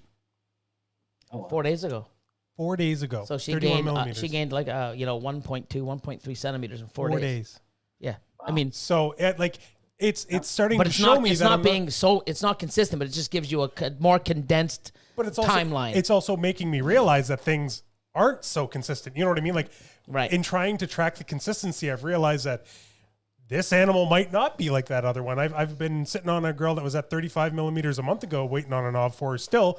Whereas this one, I went 4 days ago. Boom. I went to feed her because she just went off food and she's in OV. Yeah. So it's really helping me to kind of see the consistencies, but also the inconsistencies. So there, at least I and anybody else who wants to know by the time I'm finished, just a better understanding of like where they can be at and sort of what you can expect at certain periods. And I should have had this years ago with fucking data tracking. I just figured, you know what? I have never recorded an ovulation for the last 6 or 7 years. You know why? Right. I open the tub, I see it, I put eggs on it. I know it's giving me eggs. Mm-hmm. I don't need to know because I'm there every day. I have staff that goes and we open up the tubs where it says eggs. Did it lay yet? Did it lay yet? Nope, nope, nope. It's something we do. First thing is like turn on the lights, run to the fucking egg tubs and see if there's eggs. I don't need to know the exact day. I never recorded it. I wish I did, you know? And I would have had, looks like he's falling asleep. So, but I mean, that kind of stuff now, you know, I've got 20 fucking years of data behind me that I don't have. And to me, this is invaluable. And like I said to Austin, and I may have even said it to you, I said, I'm going to invest some money into an app. And you know what? If it doesn't take off, I've got one hell of an expensive, awesome fucking tool that's going to benefit me. And that's why I don't give a fuck if no one wants to use it. You know what? If they're that silly and they don't see the benefit of it for them, not for me, for them, don't use it. Use your pen and paper. It works, people. You don't need an ultrasound. Even if Husbandry.Pro was a completely offline service and it had none of the fun bells and whistles that it already has and whatever might be coming, it would be a fantastic just service for yourself. Like it would be a fantastic representation of your collection and a great record keeping tool just on its own. Yeah. Even if it didn't have the capacity to link to the internet in any way. So I think the thing though that you know I hear the argument all the time that it costs too much money, right? So we, you know, really in my head before we even started this, I'm cheap. You did that too, exactly. But you know, hear me out. It's in the beginning I had actually the price point way higher than this because of all this. Because I think time savings. That's what I think. I think, is this going to save me time, and what is my time worth? And to me, it's worth more than what we charge. So we dialed back the fees on this. But to understand that you can, if you're tracking follicles, ovulations, you can maximize your males. You will have more clutches. You will make more money. Oh, 100%. Guaranteed, right? If you're tracking these things. So at the end of the day, if you get an extra 2 clutches every year by having the breeder plan that costs you a couple $100 a year or whatever it is, 2 clutches makes you a lot more money than $200. Well, not only Right? that, you take your first sale out of that extra clutch and you put that Right. money right onto the app. Makes it Exactly. makes it worth it. And you know what? I'm just a cheap ass. So don't take what I say, because I obviously we're gonna end up using it. And I mean, I have been using it. Me and Billy were actually looking at it right before we started the podcast, looking at ours. But it is a fantastic tool, and I think anybody that's scared of the price point sort of needs to look at it from a much grander perspective. Even if this year maybe financially it doesn't make the most sense, next year it'll pay off for you a lot more. You know what I mean? Like, even if you're just starting out and this year maybe it doesn't get you that extra clutch, next year it probably will. Yeah. Right. So, And there's still a lot of people that see it. Like, I talked to Miguel. He was in Vegas with the family on the weekend. He reached out to me. I messaged him, and I talked to him. And he's like, "Yeah, isn't that app that everyone's like sharing about?" It's like, "Yeah, you haven't taken a look at it yet. It's 30 days free. Here's the pro, getting out there." And I'm like, "Hey, man, I want you to take a look at it, utilize it, because there's a few other things that I'm talking with Miguel about." And I said, "Try it, 30 days. Here's the link." I sent him the link, and I said, "Check it out." And he goes, "Yeah." And I'm like, "It does this and this." He goes, "Come on." I'm like, "Yeah, there's so many things." Like, what do you mean there's a store at the higher end stuff? It's so simple. You click, pushes everything to Morph Market. I've been utilizing the store myself. I love it. New things coming. The fact that maybe one day someone has Husbandry.Pro and I can send a CVS file, or it's called a CVS file. Billy. Huh? Tomorrow, Billy. Tomorrow. Really? You know what? We actually changed how we're going to do that. So initially, Oh, cool. so to transfer an animal, the idea was, hey, let's export the animal and let's send the CSV file to somebody else. Well, what we've done is you can now select the animal that you want to transfer. You select the data that you want to send. So you want to send whatever activities. You can hold off some of the activities. Like if you don't want them knowing about the sheds, or you don't want them knowing about the refuse or the regurgs or whatever, you select the activities you want to send, and then you click send. It sends an email to another person with a key, right? A digital key. They then copy that key and put it into their Husbandry.Pro, and it copies the data over, and your animal is marked archived, and now it is live in their new system, or in their system, to start using with the records that you sent them. See, but then you still keep the archive of the animal in your file as well. Up until a certain point. Oh man, that's right? awesome. So the second you transferred it out, you can no longer edit Modify that it. animal or anything. You can look at its data. You don't see any future data because it's no longer your animal. So effectively what we do is copy whatever data that you wanted gone, or you wanted to send the other person. You may not want them to know how much you paid for it if you acquired it. You may want, so you check off what you want to send. See, this is what send I'm it? talking about. Yeah, this is this cool. shit here is like Right. now, because you And know then what? put that in. Yeah, that's amazing, because what happens is people will call me. It's like, "Hey, Billy, there's a guy on Kijiji selling animals, and they say they came from you, 2012 this," and I'm like, "How the fuck am I supposed to?" Like, no, well, he said it didn't come directly from you. He got it from another person that he bought it 3 years ago. Those are my favorite. And I'm like, "How the fuck am I supposed to track this?" Husbandry.Pro, yo. Exactly. And I mean, when you sent it, Yeah. you'll know who you sent it to, and they got it. Whether you won't know if they used the data though. That's the thing. You know what I mean? Like once you send that, oh yeah, you're done. The mean, animal's done. Right? Trust So me, they'll I go have and put it 2,000 in. animals. I got to worry about my own fucking shit. I don't need to have. Yeah, they you know. could literally just accept it and then let it sit Exactly. and never do anything with it, but you still can't access Right. it. But Which is awesome. even still, without that, if somebody doesn't have Husbandry.Pro, and you can go in there and you have a template, you can make your own thing, and you send an email. So now it gets a nice little printout with the picture, with whatever, all the, it's super cool and professional. So we're And- slacking there too. We're slacking. That's something I've got on the agenda this week. We've got one template right now, I think, that you can print out.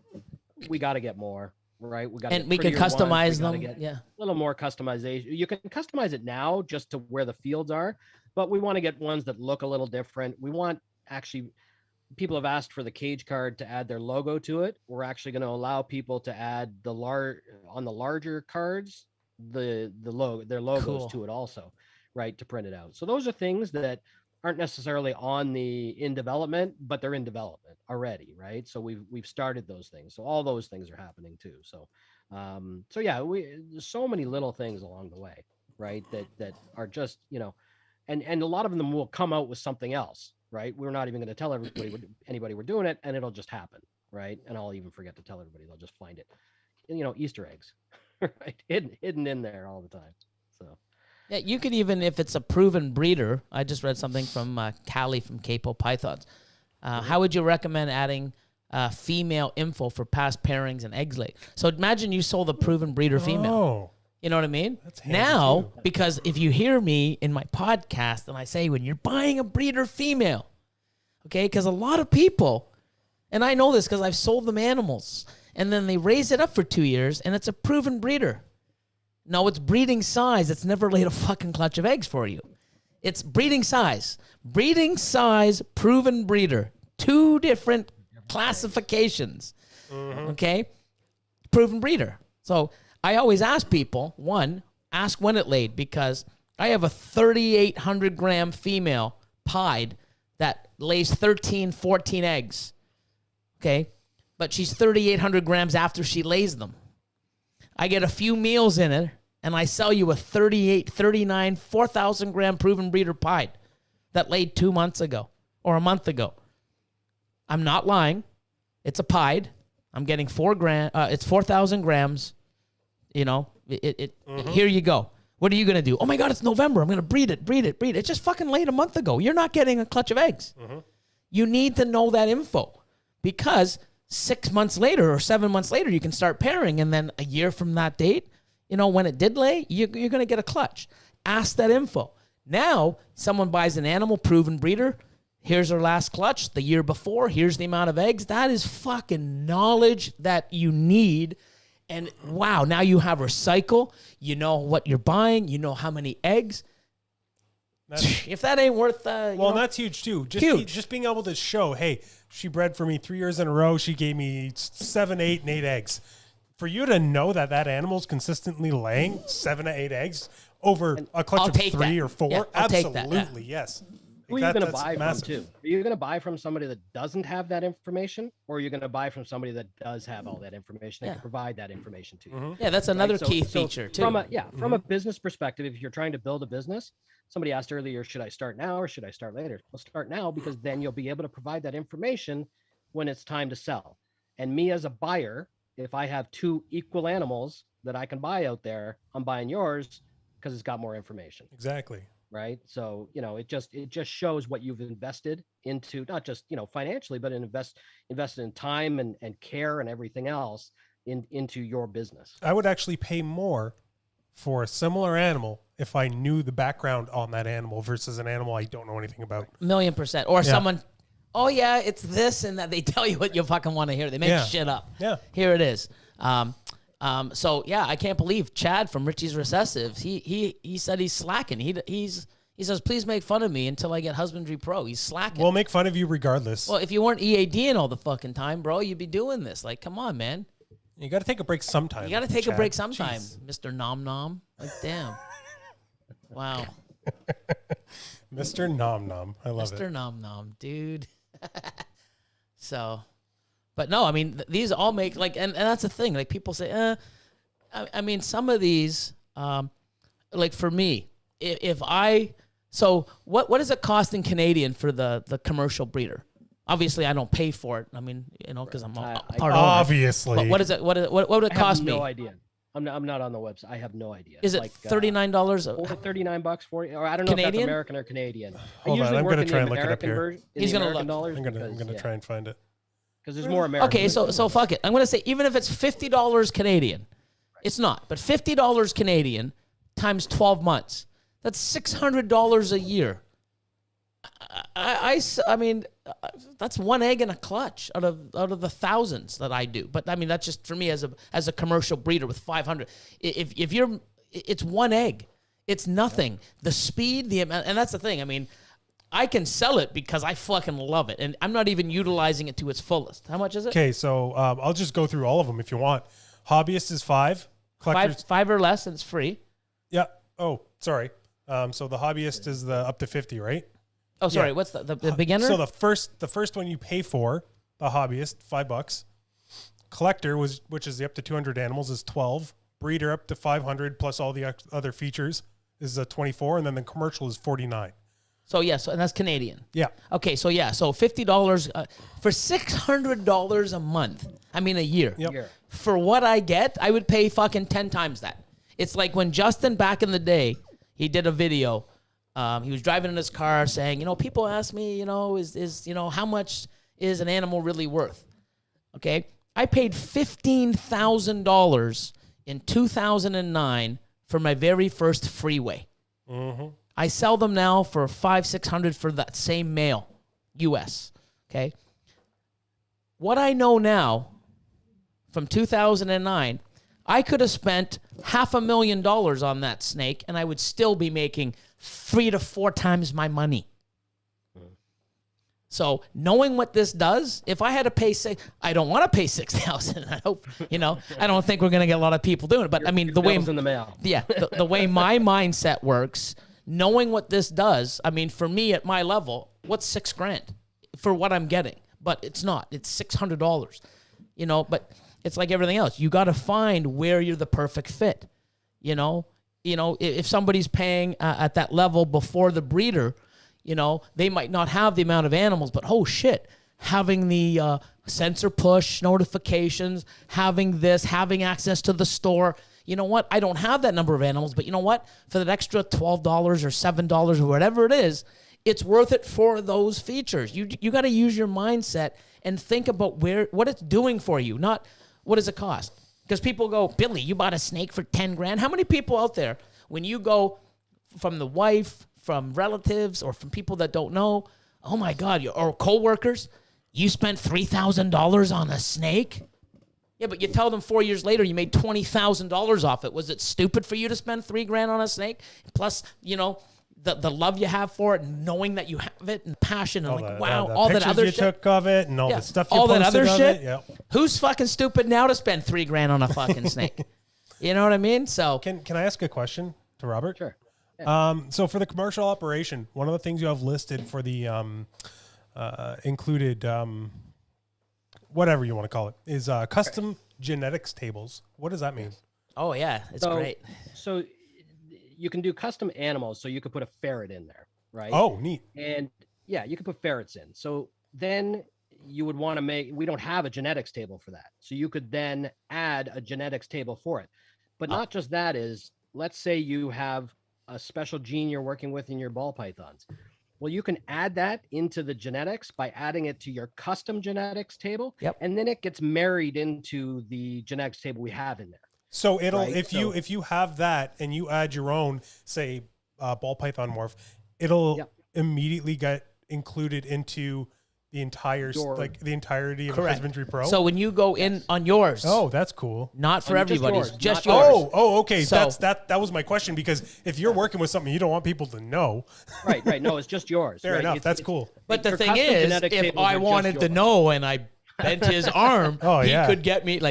Oh, didn't you There know would be- Robert's but- telling Billy everybody's stuff? Come on. But I do this myself. So we have a bunch of things. And what's cool is I have a bunch of animals. So when I breed an asphalt to a yellow belly and I don't hit an ivory, a super, or a freeway, some genes you can tell, oh, that's a normal. Yep. But some genes mix. Yeah, It's a whatever possible yeah. asphalt or it's a possible yellow belly. Mm-hmm. So I actually have my own genetics where it's pos yellow belly, pos asphalt, not pos yellow belly / asphalt. Oh, Because okay. pos asphalt, asphalt / yellow belly has to be from a freeway. Yeah, it would be one or the other. One or versus the other. It could be one, it could be the other, or it could be neither. Right. So I actually have right, asphalt / yellow belly as a genetic because it has to be one or the other. Yep. And you know, if not, you have to go asphalt / yellow belly, but that's actually a freeway. Mm-hmm. So I go asphalt / yellow belly as a gene because I know it's one or the other.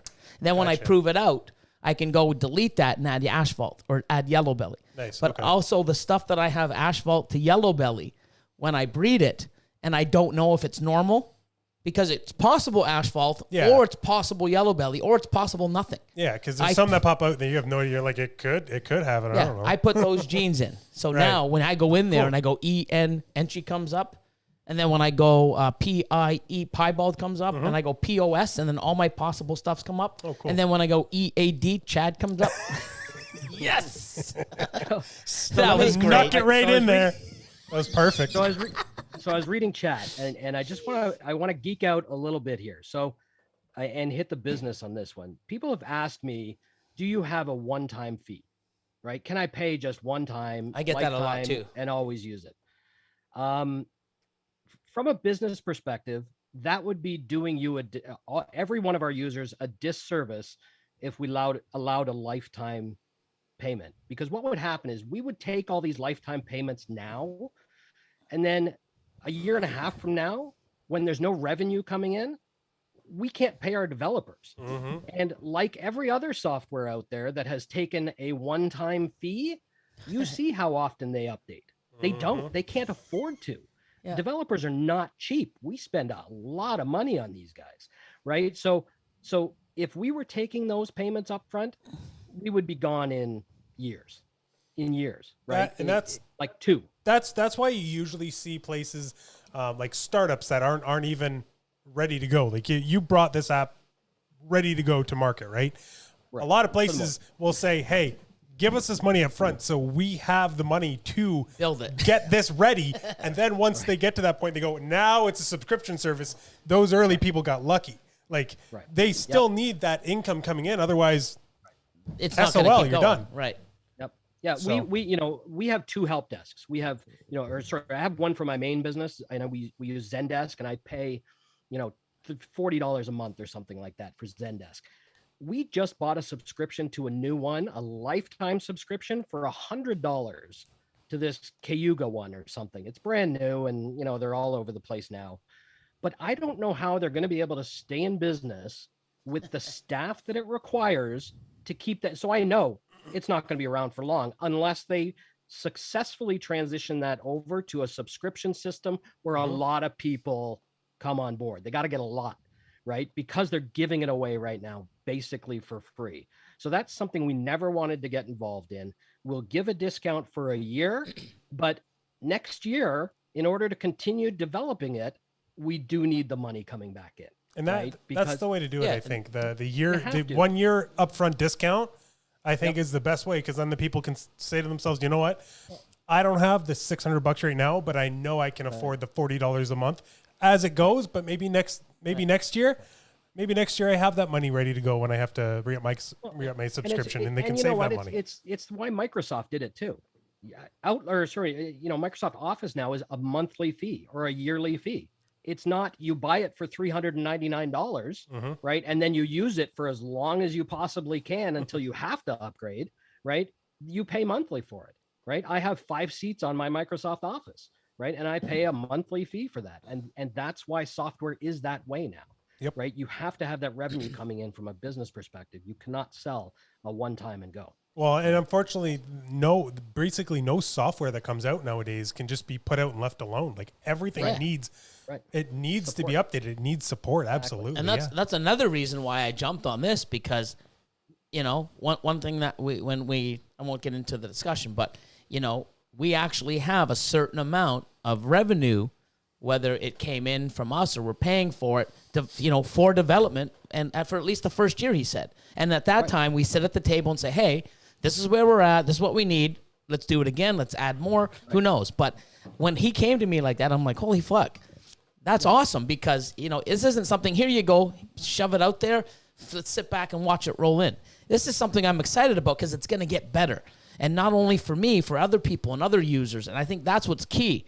And I'm so used to investing in an animal and raising it up for 2 to 3 years and breeding it and then seeing, and then like, oh my God, I can make all this money. Nope, holdbacks. So I'm used to making stuff better and long-term. And in 5 to 10 years, who knows? We could be sitting there going, cool, man, this is awesome. Let's start getting paid or whatever, but it's going to get better and better. And I love being a user of it. So I'm excited. So I win all the way around. So. Right. Oh no, for sure. And it's, you know what, we absolutely will be spending more than we make for at least a year to 2 years, for sure. Right. And that's not even counting my time. Right. I have another business that, I work half as much as I used to, and I work a lot of hours. So now my main focus is this all the time, right? With 20 to 30 hours max on my other business every week. I'm 30 to 40 on this one every week. Right. So it's, we have, one full-time developer, one part-time developer, and I have somebody that helps me a little bit. So we're always going to have those expenses going forward. We're going to have to hire customer support at some point, right? Just because our numbers are large. We've got a lot of subscribers, a lot of users, right? And the only way to continue to develop and grow that, we had to put more RAM in the server just the other day.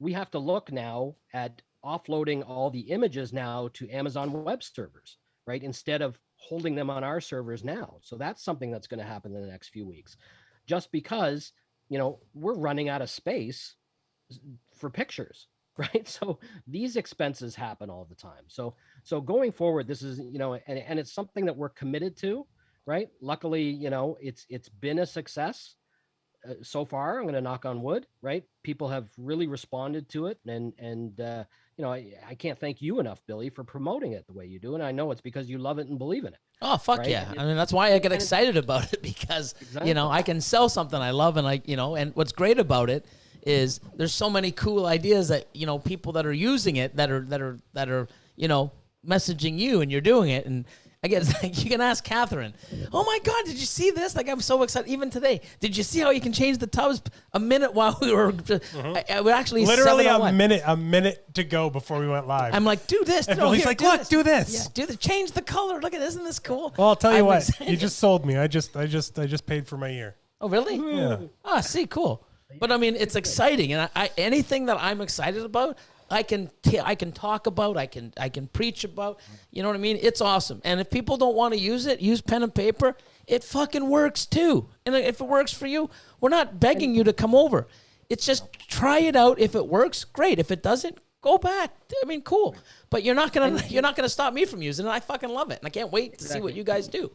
It's definitely a different product too. And I've people have come to me and said, you know what, Reptiscan works great for me. And I'm like, then keep using Reptiscan. Right. There's no reason, if something works for you, we're not begging you to come and, use it, or come and use our free version, right? Because it only helps us, right? It makes it valid. It makes, every sign up is good for us, whether you're a free user or not. But there are other softwares out there that do the basics and are good enough for a lot of different things. And I'm never going to knock the other guys, because, a lot of them are pioneers. How long has Reptiscan been around for? Right. Right. Mhm. 10, 12 years, something like that. Right. I consider us a different product, a completely different product, because, the scale of where we're going, right, I think is the difference. Right. I think, some softwares concentrate on one thing, they stay in their lane. I think we're going to go to the point where, because of the mentality of being able to tailor the system to the way you want to use it, I think is the key for us, right? Because we'll be able to satisfy such a wider group of people, right, by adding things that you can turn off, right? And that's kind of where we're going with it, for sure. Yeah. No, I love how you can tailor it to change the color and add your little cool features. That's cool. It's kind of funny too, because I feel like every person I've talked to, different features are what sort of pushes them over the edge to kind of take a look at it. For the longest time, Billy was telling me about it, and I was like, oh yeah, it's cool. It's another record keeping app, whatever. Like I'm sure it's neat, and I'll check it out at some point. And then one day, I think it was in February, I came by. It had been out for a little bit, and he was like, yeah, but did you see what you could do with like the incubation? And you can put in how many eggs, and then with the click of a button, you can switch the eggs over to babies and then put it in the rack. And I was like, whoa, what? I was like, hold on. You're telling me that I can keep track of how many eggs I have, when they're due, and then as soon as they hatch, I can just switch them over to animals? He was like, yep. And I was like, well, I'm sold. Like, Yeah, that's pretty cool. Well, and that's the thing. Billy and I had this conversation too. He's like, with even small changes, if it sells somebody, that's the key. And you know what? Because if it sells one person, it's going to sell more than one person, right? That's going to be a feature. If one person wants it, other people are going to want it. And the key is turning them on and off. So we're not in it. I get it. It's pretty daunting to go in with the fresh version and seeing all the stuff that it does. And I guarantee some people have gone, this is too much for me, right? And stepped away. And I get that, we're probably lacking a little bit on documentation. We probably need to do more videos. We probably need to do more Q&As and things like that, right, to help people out. And we'll get there, right? Right now, we're still in the do as much as we can for as many people as we can, and then we'll get to some of the other things. A lot of people catch on real quick, right? But a lot of people are still, how do you do this? What is this about? That kind of thing. So I think those things will come. Yeah, I like that. If you go on every single section, like animals or dashboard, you're going to see a little, I guess that's like a play. Yeah, play button. A play button? I just have to do videos from all, because the thing is, I'm doing all the videos, right? I'm the only one with a decent voice, I guess. I was nominated, and I actually know the system, right? To actually do the videos. So I just have to go through them, and some of them are pretty, rudimentary. But I've got, I've been talking to one guy that to do some documentation for us. And I just haven't had the time to set down exactly, how we need this and how we want it. And my good friends out in Montreal, Don and Yan at Monarch Reptiles, have offered to do the translation into French for us. Awesome. Right. So those are things we're set up to do. Those things, like those systems are there, right? So that it's already built in that we can just plug in a new language file, right? So we'll eventually do German, and we'll eventually do, whatever other languages are needed. I had somebody from Indonesia contact me and say, your rat price only goes up to $9.99. Well, we have, my rats cost me 1 million or whatever his the whatever the denomination is there, right? So it's like, okay, well, we'll change that. The next day we modified that to make it so he could put 1 million in for the price of his rat, right? So there's those things we need to look at that everywhere to make it so it's not just a American Canadian kind of thing, right? It works for everyone. I think we switched over to the British pound pretty quick because there was a lot of interest coming from the UK to make sure it was in British pounds, make sure we allowed modifications of dates and things like that. So we got that all done pretty quick. But I think that's just a matter of, if there's enough request for it, we'll go ahead and do it. We'll get it put in for sure. Shane from Small Town Exotics, he said, Robert is the king of customer service. So, yeah, there's a few people. Matthew Martin. Hey, Robert, good to put a face to all my questions. Laugh out loud. Excellent. Older than you expected, I guess. Evolution Revolution. Sorry I'm late. Thank you for everything you've done with the program, Robert. Your customer service has truly been second to none. Sorry if I missed it earlier. What's the status of sensor push? So a couple things here. Here's the problem with sensor push. A couple things I actually take on myself, beginning to end. My camera's gone out again, I guess. Spider web is one of those things that I ended up doing the code from beginning to end, and sensor push is the other one. So sensor push is a little more difficult because I had to have them change how we make a connection with them. They didn't initially have, you would have to type in your password and your name for their system into ours. And I said, yeah, people aren't going to want to put in their sensor push login information into our system. So I said, you know what, you got to make it so you click a link, they log in at your system and send us back a key. So it was a little bit of time getting them to make that connection. They've just gotten back to me, I think, last week. So I just have to finish it, and that's all on me. So I'm thinking another week, I should be able to get that complete and then give it off to one of the developers just to finish up, make it look a little more pretty, and then we'll be good. So sensor push is probably a week to 2 weeks away. Sick. Yeah, good times. And you have more than one, because I only have one. So I want somebody to test it with more than one. I know bloodpythons.com offered to do some testing on that too. Cool. So, yeah, I have six or eight. And then I've got the one with the barometric pressure. Yeah. So the difference right now with Spiderweb, you have to go into your Spiderweb unit and type some information into our system, right? So that's kind of how Spiderweb works. Sensor push is a little different. You'll be able to actually just click a link, log in with them, and it'll pull all your sensor pushes and give you a list, and then you'll be able to check off which sensor pushes you want to get the data from. That's sick. Then so you don't have to do anything, right? We'll do all the connection.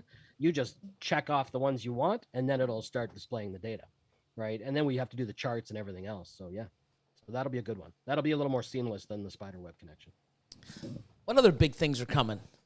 What else is and with the stuff that's coming now, where do you see do you have anything else that you would want to take this to or do something else with or? I think after we finish a lot of the bigger add-ons to this that we have, I think the other app is probably on board. The expo or the show app, which will, because I had another request for that. Awesome. Somebody wanted to be able to read QR codes, outside of the app. So the thought is, and this was yours, that's going to create a bit of a headache for me, I'm sure, is as a breeder, you will be able to print out QR codes for all your animals that are considered public QR codes. The extension of that is you'll have a URL that you can give in an email or something like that will basically allow another app called like the Expo app, the Husbandry.Pro Expo app or Show app or something like that. And what that will be is users will be able to put in what shows they're attending as a vendor. And then when you go to that show, you'll be able to open up the app, see what booth the vendor is at. You can then go to the vendor's booth, scan the QR code, and then it'll show the information that the seller wants you to see on the app at the show. Which I think is great. Yeah, that's fantastic. Give you the information. So it's basically a selling feature. At another salesperson at the show for people vending at a show. And I think, the reason that is kind of one of those things that I really like is the success of Husbandry.Pro is going to be based on its user base. So far, it's fantastic. And the way it's successful is the bigger it grows. The bigger it grows, the more developers we put on it, the more everything we do with it. So that will give more awareness out there with the app, with the Retail Expo app. It'll put it on people's phone. People will be using it. When they buy an animal, transferring the data to that person will be seamless. And then there's another person signing up. You know what I mean? Yep. So I think what it does is it really does make our users salespeople by putting that Expo app out. And I think that's just good for everybody. Yeah, because right? I do... That's a big one. Yeah, so what I do is I actually print out my own labels. So I got my logo. I make the name of the animal in pink if it's a female, or I do it in blue. And then I have the actual snake ID, and then I have the price. So when people come up, it's like, hey, is this a male or a female? I'm like, males are in blue, females are in pink. Oh, cool, I didn't see that. So I'm already interacting with people, and you can talk. It's like, hey, that's pretty smart. I'm like, not really, but it's cool. So they're like, hey, when was the last? What is this eating? When was the last time it ate? If it has an if it eats ASF, I put a little green ASF after the price, so that you can see the price, which will be in black, and then green ASF if it's an ASF eater. So at least that's there. But most people, I said, if you don't see ASF in green, then it's eats rats. What size? When was the last time? What was the birthday? And I'm like, you see the little digit? The little code 2020-19-6. When you go home, he purchased the animal. When you go home, email me a few days later, and I can get all that information. Fuck. I sell 40, 50, 60 animals at an expo. 20 to 30 of those people message me that week. Guess what I got to do? Okay, hold on. Pull up the thing. Go back. Look. Copy. Paste. Send. Yep. Seamless. Bye-bye. None of that shit anymore. This is sick. Right. I love it. Right. And what's cool is people are going to walk over. I was like, what are those people doing with their phones at those people's booths? Oh, they're scanning. So, what did it do last week? Scan that. People are going to go, oh, my God. Oh, it ate this. It ate that. Cool. There's the parents. Oh, cool. Like, it's sick. I fucking love it. I love it. It's crazy. Another cool idea too would be to give breeders that are out at expos specific QR codes for people to scan as like what's the word I'm looking for? Affiliate. Kind of like what, they can go up and scan and so you could have a little thing on your table saying check out the Husbandry.Pro app, and it has the little QR code on it. And when you scan that, the app actually recognizes that Mutation Creation sent this new user to Husbandry.Pro, and if they sign up, you could do something like small like bonuses towards something. You know what I mean? Actually, so we do have a We're doing it. Don't program. worry. We have a program in development. Ah, gotcha. Okay. Come on, That's look Billy's at this baby. guy. What's that? That's your baby. Yep. We'll do the That doesn't coding. surprise me that Don't was worry. Billy's idea. Don't worry. Yeah, that sounds like Billy's I'm idea. taking this to another level, and like, you know, Robert sort of, you know, started the monster because I've asked him a few things, and you know what, Billy, with time and money, everything's possible. That's all I need to know. I'm fucking sold. Here we go. But you know, he'll rein me in. But I mean, what's good about it is I stand in line with my shit too. If I want something done, it's not like, oh, Billy's first of the list. Hey, you know, he doesn't sit there and call the developers. Hey guys, whatever the fuck you're doing, stop it. Here's a new thing. We gotta keep Billy happy. It doesn't work that way. And if you really know me, I don't expect that. But I even asked Catherine. I'm like, hey Catherine, you want to do me a favor? You know, put something in and send a ticket in. You know, just because I don't want it where it's like Robert sees my name and all of a sudden it's like, oh, fuck, Billy. I don't want him thinking that, oh, I better do this because, you know, I actually asked Catherine to do stuff because I don't want Robert to see Billy's name and say, oh, fuck, I got to jump on this. That's not me.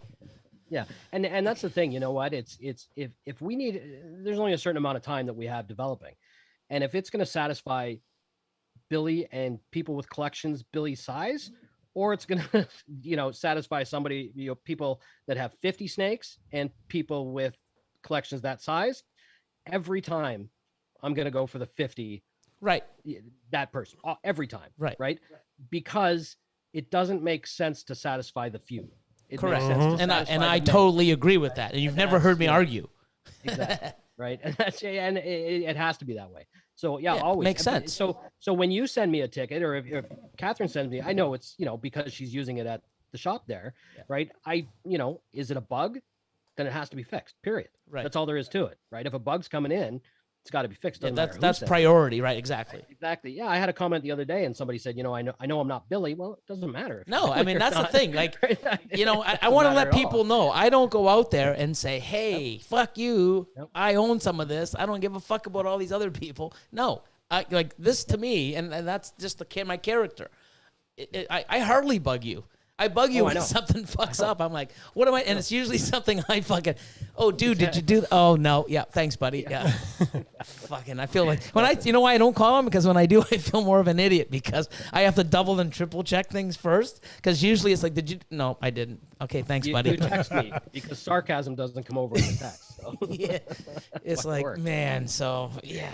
Hey, man, why didn't you? Oh, never mind. I found it. Pretty much it. Yeah, no, it's hilarious. But no, I mean, I love that this is something that the community can add and change because this isn't for me. This is for everyone. You know, one of the reasons why I'm so excited is because this is something that I think is going to be like in years to come. It's like, if you're not using this, what the fuck are you doing? Like, why aren't you? Like, I believe that. But to me, I can use this and benefit it also. And that's what's great for me because I've been doing this for 20 years without any app. I never even tried any of the others because my mentality, there's no way I'm fucking putting all this shit into this. Like, there's no way. You know, that was my attitude. Now, and I've said this a long time ago, you know, what are your goals with Mutation Creation? I want to learn more. I want to be a better breeder. I want to be more efficient.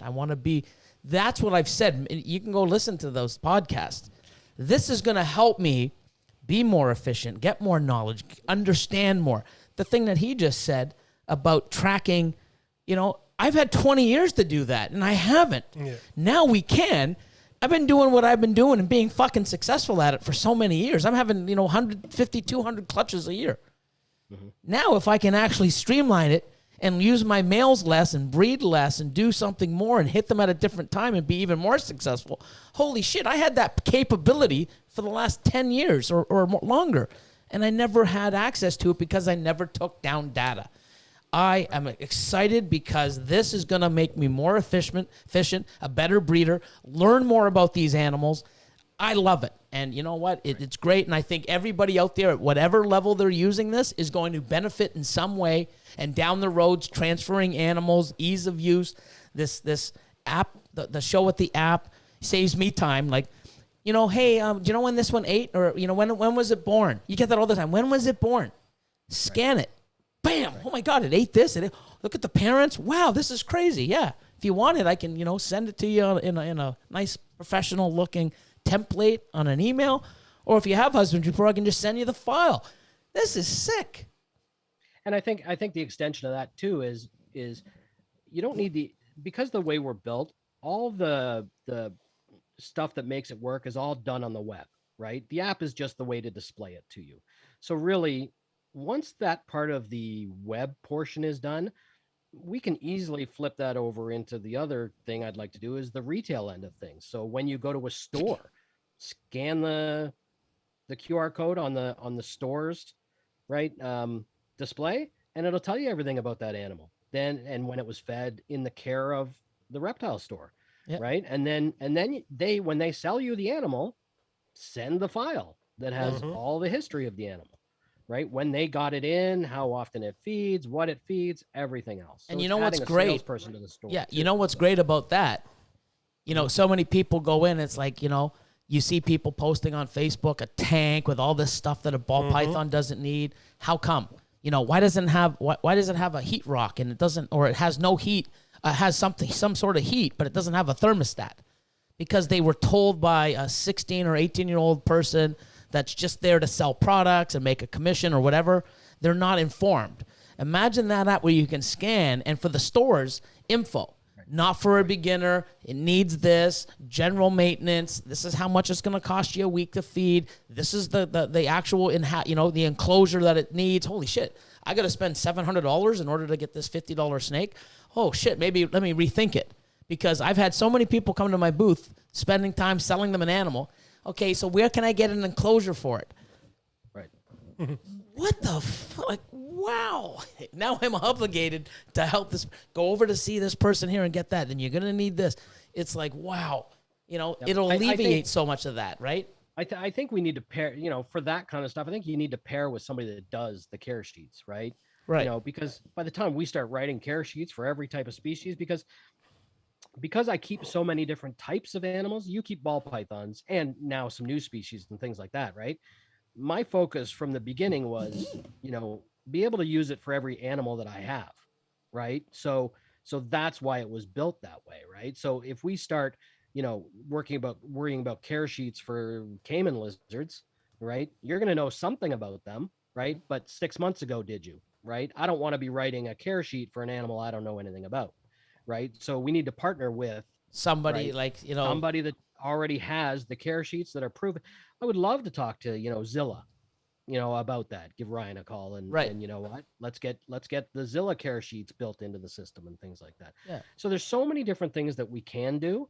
And the other beautiful thing about how we're built is, you know, I make the final decision on which direction we're going. We don't need to jump through 15 different hoops to put something into play. Right. If it's a good idea, away we go. So, you know, you brought to me not too long ago, let's, you know, talk about spiders.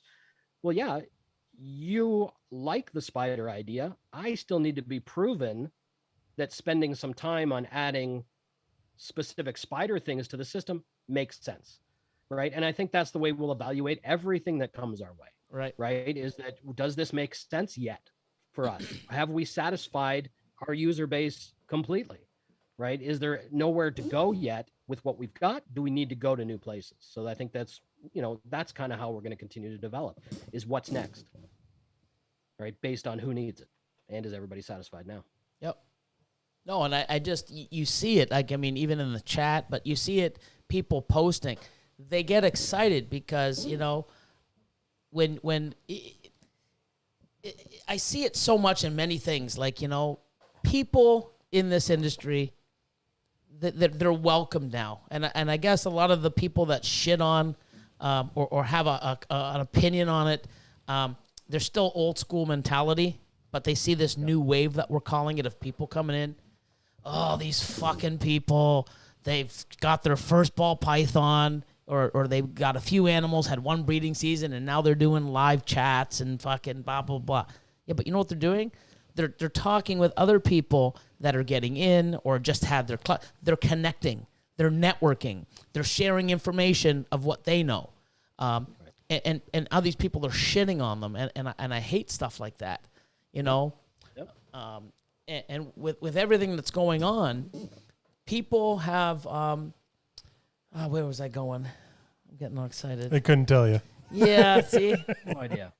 No I will idea. tell you this though, Billy. When we first, it blew my mind that your biggest motivation for this kind of stuff really seemed to be you want to do it because it's the right thing to do, or you want to help people and that kind of thing, which was genuine to me when you were explaining it to me, that was your primary motive for getting involved. Well, yeah. Right. And I'm a developer. I'm a businessman first. Those are what I am. Right. Is that, you know, I'm building a business is what I am. I look at everything business, what makes sense, what doesn't make sense business wise. Right. So it's actually a great, you know, we're kind of like a yin and a yang in that case too, is that I'm more of a, you know, this needs to make sense business wise, and you just want to do good by people, right? Which is fantastic. All right, try right? anyways. Because, I mean, that's my goal. From what I know of you, right? So you know, that's a, you know, that's great for our dynamic for sure, right? That's fantastic, and one of those things that I really appreciate about it for sure. Cool. I don't know how you do it. I've just been doing shit for so long, and it's like I had that old mentality, you know, Right. because it was instilled in me. Like, that's what you had to do. And then, you know, you got people screwing you over and people telling you stuff knowing it would sabotage you. And here's somebody that just, oh my God, and I spent money and I did this and I was learning and I failed, and hey, oh, you didn't do this, you should do this. And I did that and I got even worse results. And now I love this new wave, like I said, of people coming and jumping in and supporting each other and you know, sticker girls. Well, fuck, you know what? There's people that were shitting on us, and now they're doing stickers themselves 2.5 years later. Welcome to the fucking new wave. We're supporting and picking people up. Not everyone's going to fucking make the wave. They're going to go and get buried, and, you know, they're going to get the undercurrent and swept back to sea. But you know what? It's fun to jump on the wave and try. You know, you're shitting on people and telling them not even to jump on the fucking wave because you're not going to make it. How the fuck do you know? I just hate negative fucking people. And you know what? Everyone looked at me. They didn't think I'd make it. Look where the fuck I am now. And it's because I wanted this. I put the work in. I didn't listen to people. I've built my you know, even with him, I've built, you know, a relationship over an animal. And hey, man, and, you know, when I can back in the day, I was like, hey, man, how's that animal doing? Like, I'd always give a shit. And like, you know, oh my God, bring it back. I've had people bring animals back because their enclosure was wrong, and hey, let's fix it. And I go, thanks, Billy. I go over and above because I give a shit about my customer and the fucking animals. And that's not going to change. But there's new people that don't care. They just, you know, but this whole hobby, when they see all this people helping and sharing, they get invited into it, and then they start learning. And it's just, you know, we're educating people to be better people and help and share and not. There's people that actually love seeing people fucking suffer. I don't get it, and nor do I ever want to understand it. They want to see people fail. They want to, it's like they need people to fail. So, you know what? I don't need people to fail. I'm fucking successful when people are fucking doing just as well as me. That's the thing with people. If a person wants to see you fail or negative or pushing you down, that's because they're not happy with themselves, or they don't feel confident, or they're not, they're I don't know. The one thing I never understood is people that don't want people to succeed, especially in this hobby, because the more people succeed, the more money is going to be put back into the hobby. That means you'll do better. Yep. That means they'll do better. That means the next person will do better. Like, it doesn't make any sense to kick somebody to the point where they don't want to do this anymore, because all you're doing is taking one person that would be spending money in this hobby and taking them out of the hobby. How do you feel when you do an unboxing? Amazing. How do you feel when you see fucking a female on eggs? Amazing. When you fucking hit that thing you've been trying for 3 years Yeah, and you it's cut the egg. incredible, man. Why the fuck would you not want that feeling that we fucking thrive to have so many times? Why would you not want someone else to feel even a little bit of it? I don't understand. I literally get to cut my first clutch this Sunday, Yeah, and no, I'm more dick. excited. I am more excited for this Sunday than I was excited for Christmas this year. Yeah. Like, no lie. But that's the thing. It's like, man, the way I feel and how I'm like, oh my God.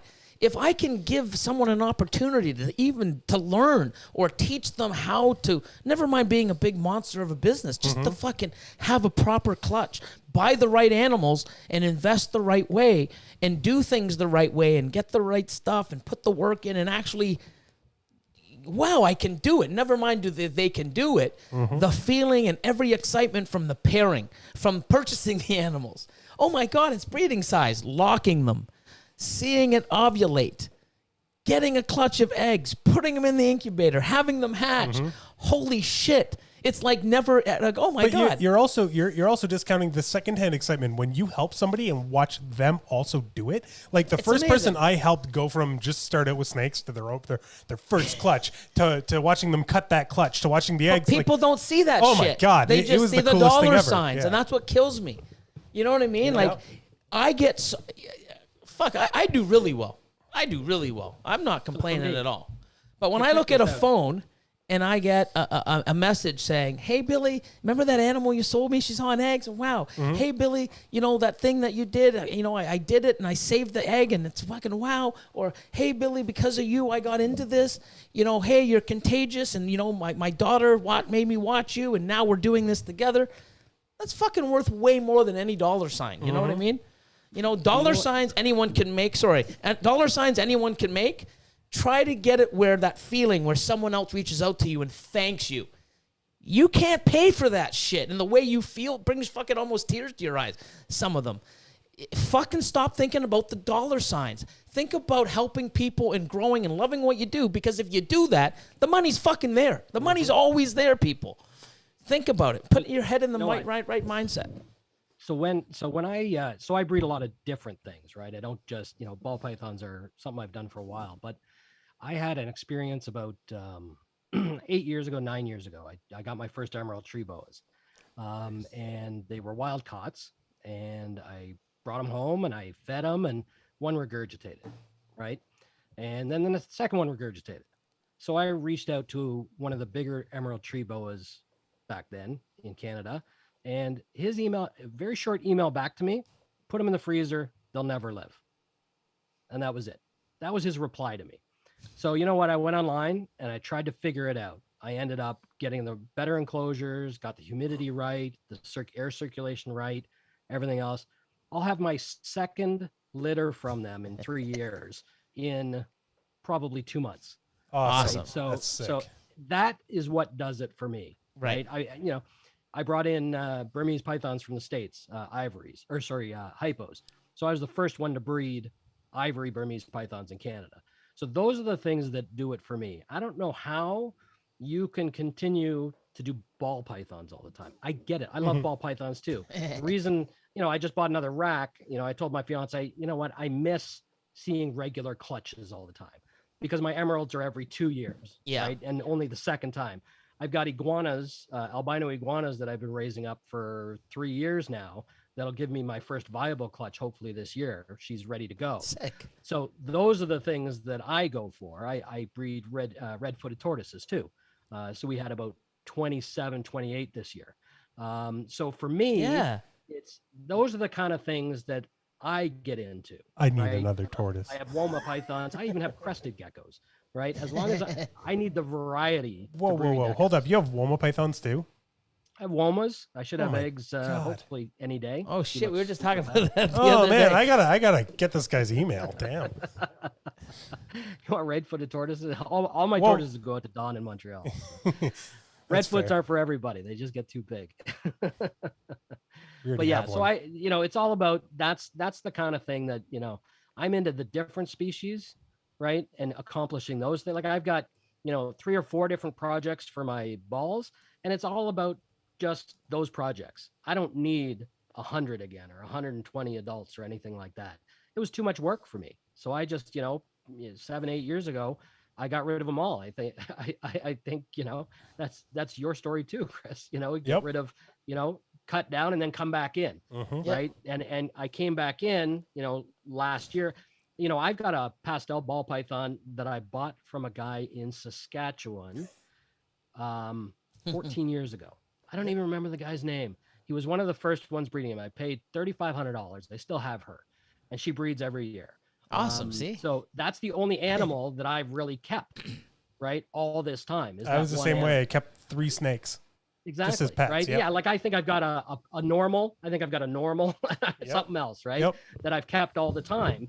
But I even bought, I bought het albino ball pythons 13 or 14 years ago for $2,500 a piece. Yeah. Right. Yep. From out west. I Right? have a hatchling female fire that I bought for, I want to say $1,600. Yep. Hatchling female. I still have her. We got a clutch from her you last gotta year. keep her. You can't get rid of her. Yeah, right? it's it's ridiculous. Exactly. So those are the kind of things, and I'm just into the, a little bit different. And I think, having all those different species for me, helps me with the software, right? Yeah. Because when somebody says, I need to be able to incubate for 120 days, well, other people that just breed ball pythons go, what the hell do you need to do that for? Yeah. Right? Or You know, I know brumation, that- like, hi, I need to brumate my animals. I'll go, what? Yeah, You put them exactly. to sleep and cool them. What the fuck? You don't feed them? What? Like the Exactly. total opposite of what we need to do. So yeah, Well, no, the reason, it is yeah, that. the reason we put in brumation was because it's my first year breeding milk snakes, right? I have no colubrids, just these 3 milk snakes, Honduran milk snakes. So because of that, because of me keeping them, is why brumation is in the software so early. And I Right? appreciate that personally because I have Hognoses. Western hognose. So Really? as soon as I saw so that, I you're was gonna like, need- man, this is going to be handy. Exactly. Yeah, Yeah. you put them into brumation. You don't have to feed them, right? And then Mhm. you can say when they should come out. Reminded me when to pull them out. Yeah, Everything because was it's pretty fantastic. easy to forget about them once you put them down. Exactly. Well, I didn't even know how to brumate at the beginning of that. So, having all these, so now I can tell the fiance, you know what, I got to get this animal because I don't know how it works with the software. So now it's my excuse. I just got It's to figure out what perfect. I want next. Exactly. I'm thinking a macaw, something like that. I need to get a macaw because I need to understand macaws for the software. Sloths. Some sort of Exactly, yeah. crocodilian. She'd be down for a sloth, though. She'd totally be down for a sloth. Callie from Capo Pythons.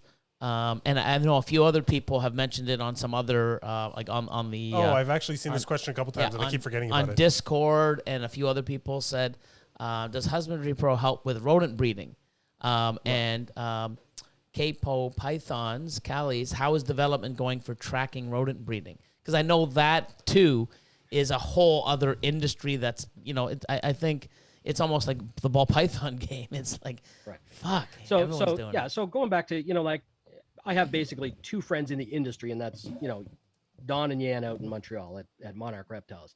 Now she breeds skinny pigs and skinny hamsters and Yeah. skinny all that kind of stuff.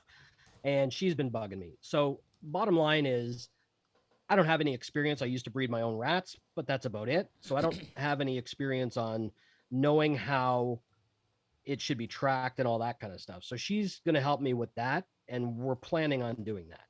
So you asked me a little while ago, what else is planned? Genealogy is planned also. Cool. People have asked for that. Click on an animal, look at its family tree, all that kind of happy stuff. So that's also sitting there. The rodent breeding. Dawn uses the system now. She actually has it just using it for the rodents, right? So, and so far it seems to have most of the stuff, but I think we just need to customize a few of the things. But you should be able to add your rodents and then use racks for where you keep them. Once the multiple animal per bin comes out, I think that'll help with that also, right? Because you keep, X number of rats in a bin, right? And then rotate your males around, just like, that's what I used to do with mine, at least, right? So you could use it now if there's other features. And here's the thing. If somebody wants something specific, I just saw Chameleons also posted there. If you want something sooner rather than later, Robert at Husbandry.Pro. If you can send a full vision of how you think it should work, it'll make it easier for us to decide how quickly we can do it. And the more information we have, we can just go ahead and do it. Like if you give me a blueprint on doing it, right, we can bang it off quick. But if you send me I'd love to have a breeding praying mantis, right? Well, I don't know what to do. So I need some information. So the more you send me, if you can put something together that is totally, beginning to end, everything that you need, send it to my email is the best way instead of opening a ticket, because then I can give it a little personal time. The more that's there, the quicker we can get it implemented. Because really, we want to implement everything for everybody, because you can turn it off if you're not going to use it. Right. So why not have it? If that's what gives us 5 more users every month, right, we're going to invest the time in it, because over the course of the next 3, 4, 5, 6 years, it's going to pay back the development time we put into it. It's business, and that's all it is. So if you give us a blueprint on how to do it, we'll do it. Oh, that's cool. Yeah, that's very fair too. Yeah, it's all about what makes sense, and we'll do it all. So yeah, but I know a thing too is tracking the rodents and keeping them upkeeping and knowing what you're doing with them is just like us breeding our ball pythons. And there's a great majority of people that do both. And, if people can even see, because I know the rodent breeding is like looking at stuff and checking, and that makes it even easier, more efficient. It's like a win-win for the people that just do it. And who knows, maybe, the rat breeders that are just breeding rats may jump in and start, using this as, something that they do to track their own system without even breeding animals. It's just for their feeding colonies. So could, do well that way also. Something else that's on the kind of on the to-do is the whole commerce stuff. So I firmly believe that some businesses do things super well. So QuickBooks does accounting very well. So there's no point in us ever doing accounting. But we can, because we have a lot of experience with other back-end software, we can easily connect to QuickBooks. So we could do things like, right? We could do things like when you have an invoice, we can have the invoice print out from Husbandry.Pro, but then send the data to your QuickBooks account, right? And now we're add talking. it into your QuickBooks. This is what I like. This is how I'm going to run my whole business. Yeah, and we don't have to rewrite the accounting software. There's no point. But because we have those connections, the APIs are available to us. We can actually send data, and because we do this all the time for customers, we can take that data and send it right into QuickBooks. So those are things that we're just trying to figure out how many people, because they run a business, which is the right platform to connect it to, because we're not going to connect it to 10 different platforms, because we're QuickBooks certified, so we can easily do QuickBooks, right? We do it all the time. So that's going to be one of the options that we have to just fire the information into QuickBooks. So those are things we'll do. The invoice. The invoice will be next, which will be actually very soon. You'll be able to print an invoice. The connection to QuickBooks, as long as we get some feedback that says, let's do QuickBooks more than just one person wanting it, right? We'll go ahead and do that plug-in to send it over to QuickBooks. So you know what's awesome? I mean, I'm just hearing this shit now. I love it. It's like I was thinking down the road. I'm like, say, man, if we could do this invoicing and having it, and QuickBooks is the best program to integrate with. Yeah, I love it. It's reasonably priced, and they have a great API for us. They to sure connect do. to, right? So it's fantastic for us to be able to connect to, for sure. This is crazy. You built a fucking monster. Well, the beautiful thing is we built it from literally from the ground up, right? There's lots of softwares that have taken components, put them together, and then try to build on those things. We actually built from first line of code, right? All the way up. And because it's been, my staff and I've been looking at it all the time, there's nothing we can't do, right? Within reason that makes sense, right? There's just nothing. So, yeah, so it's good. Oh, here's one thing. Actually, yeah. No. Actually, I wanted Catherine to You went, remind oh, me. here's one. Yeah, let's get this one. No, because it actually, because I have so much shit that goes on in my head sometimes, and I'm always thinking and doing a million things, and I don't even know how I do it sometimes. But I had Catherine say, hey, remind me. She was going to send you a message or put it in the chat. And somebody else said it, so I'm not going to take, all the credit. Aurora Exotics said, not sure if it was answered already. Is there a way to save or print feeding, breeding records, or can you only access them through the app? It'd be cool. So me and Austin, we have, I have, 300 pairings. And then I have another, 55 animals that are just between, I think he went through the 9 racks. There's over 50 or 60 animals that are anywhere between 15 and 18, and some that are at 20 millimeters.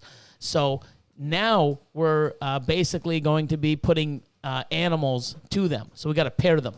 It'd be nice to look at the list instead of scrolling and going back and forth, to be able to print off the breeding plan, print off something, like a feature where you can print it off, so that now I can actually sit here and here and count and, still have that little paper aspect to it. And then I can print it off, and here's a sheet, go home, take a look at it. Even though it's on here and you can make notes, just having that feature where you can print something. So, hey, Austin, instead of having the computer and looking at your phone, here's what we need to feed this week. I already printed it off, and they can just go and feed this rack or something like that. So as a computer geek, we're so against paper, right? That's kind of really right. We want everything to be online in the cloud. We want it, at your fingertips, all that other kind of happy stuff. Printing is something that, it's not easy to do either, because there's so many different formats there. How do you want it spit out? It also takes a certain amount of creativity. We're not creative at all, right? We're analytical. Right? We're developers. We're not graphic artists, right? Okay.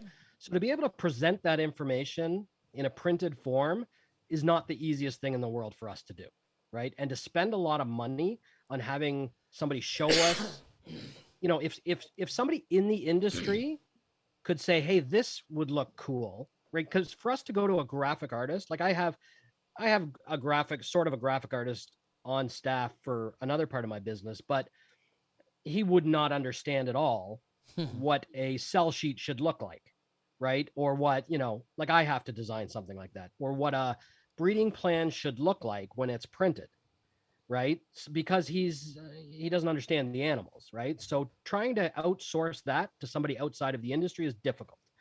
So if somebody can send us, this is what we'd like to see, we can replicate that without a problem.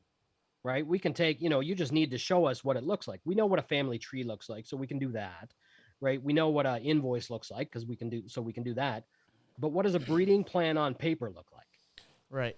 Right. That's the little bit of difficult part. What about just like a general history of an individual animal, though, for somebody like that doesn't have any interest in downloading the app itself? So you could just give them the information and they're done. Well, that's in the. It's already you there. can export that already. It's already there. Yeah. Oh, neat. Yeah. We're making more templates earlier. Gotcha. Yeah, that's what I had said earlier. We want to revamp that too, and I actually want to make one that is a little more just the data. Right now, it's a little graphical, but I want just the data kind of thing, where it just spits out lines of information based on what you've selected, instead of that graphical thing that I don't really love that much. Because I've actually done the design on it, right? So we're going to get one that's a little more detail oriented. Right now, you can export most of that stuff into a spreadsheet. He just showed me. That's really cool. Yeah. So you can, but it's it's to me, it's not pretty, right? We just need more of those. It's the system is built to take more templates. We just need to get the templates designed and have the templates presented the way people want them. I can't presume what everybody wants. That's the problem. Right. As far as how they want the look and feel. So eventually, and this would not be anytime soon, we'll get a designer. We have code that allows you to design websites and things like that. So we could really make a page designer So eventually something like that will be implemented, but in the meantime, we just need to get a few more templates that are graphic wise to get put in and spit out. But we need really, if somebody wants something like, if you want to print out your breeding plan, I just need to know how you want it presented. Like, is it really just 2 tables, or you know, like a spreadsheet where the males are on the left and the females are on the right? Yeah. And that's it. Almost like how we have it now. You know how you have your male and you have the females lined up? Billy, why don't you send like him? that? Why don't you send him one of yours that you used to use before? Yeah, but it's almost exactly like we've done it now. You have the like male. if that works. Yeah. Well, and that's the thing. All we need to know is, you know, because you say it would be nice to have kind of like this printed, you know, just the simplest way. No problem. Right. Yeah. We can definitely get that. Male on the left and all the animals that you're currently breeding to the right. Right. And then all of a sudden it's like, okay, cool. You know, when you look at it, it's like, oh shit, I really want to put this male to these 3 females, but he's already got 7. Nope, I can maybe put 1, and you can sort of see and diversify. That'd be cool. Yeah, the beautiful thing is our new print engine allows us to create anything like that and just send it to the print page, right? And then it can print on the app or it can print on the desktop or whatever. So all we need is a design and what you need in it. So if that's all you need in it, open a ticket. Yeah. Okay, cool. Okay. Remember when it says mutation creation? Fucking jump on it, exactly. man. Jump the fuck Have on it, Catherine man. open it. I'm an owner, damn it. Get on it. You should be doing it now. Billy's tickets all say urgent on them. No, I mean, I don't think I've called them twice about something, you know, the users, which was key. And one other thing, you know, when at first when you had to pick the female, you had to try to scroll through 400 females to find the one I wanted. Well, yeah, because we weren't built for you. I know. Right? Like we you know, in my mind. That's what she said. As we're building the thing, we're thinking of users, you know, that have I gotta go home. You know, 100 animals max, 200 animals, not some guy that has, you know, 1,000, 2,000 animals. But even for someone like me, that feature is handy just to be able to do it. It's just way quicker. It's so amazing. Like the things that I've seen from the beginning to now, it's just like it's so amazing. I love the change too because it's great. Las Vegas. Every time we implement something too, we always have to be careful on, you know, let's not break what's already there. Correct. Yeah. Right? So it's not the easiest thing all the time. Las Vegas Balls said, not sure if the program has this, but a follicular graph of each female would be amazing. So now I know that we're actually doing it. We actually go and we hit follicular size or whatever it says in the follicle development. And we actually done it. But we actually, next week is the one where we go, where we're 3 weeks later. So we're actually going to have a comparison. Does that turn into a chart? Like the feeding? Yeah. It's just, it has a feeding chart basically. So as long as you have more than one. Okay. See, I'm not there yet on either. I haven't because it needs 2 points, right? Right. So if I have past measurements written down, I can input them now and it'll show like that. Yeah. So I've already gone back and put them in from prior. Right. But if I have earlier ones than that, I could put earlier ones and it'll show it. Yeah, you basically go in. That's so cool. And then instead of having like when the calendar comes up, instead of hitting submit, you just go into the calendar and go back. Oh, you can go back 12 years if you have the data to put it in. That's awesome. You know, it's just, and we actually have, you know what, I probably shouldn't say this. Spill it. As we were building the Reptile Scan import, we actually had to build it so you can import a spreadsheet into the system first, right? So we have the ability to allow you to map our data with a spreadsheet. So you could say column 1 is ID. Column 2 is whatever. Column 3 is, and if you've looked at the Reptile Scan import, it imports all the data for all your animals. And then if the genetics don't match ours, you can click the box and change the genetics and it'll change your whole spreadsheet to match anything that matched, right? So if your original import said you feed frozen rat, FROZEN, but in Husbandry.Pro you have FT rat, all you'd have to do is change it once and it would change them all before it imported. So if you had everything listed, so if every piebald in your collection was listed as PB, as soon as you change one, they'll all pop up piebald. Yeah, wow, exactly. that's awesome. You should see the video that he posted. It's pretty cool. right? Like before the input. It does it before you actually submit it. It changes. That's really neat. And then it shows you the errors. And anybody that's watching, you can go to YouTube under Husbandry.Pro, and there's a whole bunch of different, like the commerce store, how to set up originally, when you first, get your email and log in, how to set up your animals, and then what's common is people just set up their animals and jump out instead of going down to, the activities and set in the activities. Because how come I can't put this in? Did you set it on? No, how do you do that? Right. It's just, and I understand because I did the same fucking thing. Animals, click, click, click, click, screw all the rest. I just want to start adding shit. And then how come I can't do this? I think you did. It's like, did you go to activities? No. Go to, oh my God, there's a whole new world. And then, I'm learning too, guys. Let me jump on a question here that I just saw in chat. It says, how do you change it from Nanette Chasteen? It's how do you change an animal from archive back to active? So that question actually has come up a few times.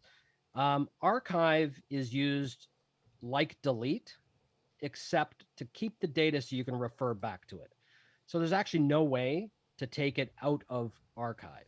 Once you archive it, the animal's done. You can't do anything with it. And the reason we've done that is because somebody had said to me, I'm at, 45 animals.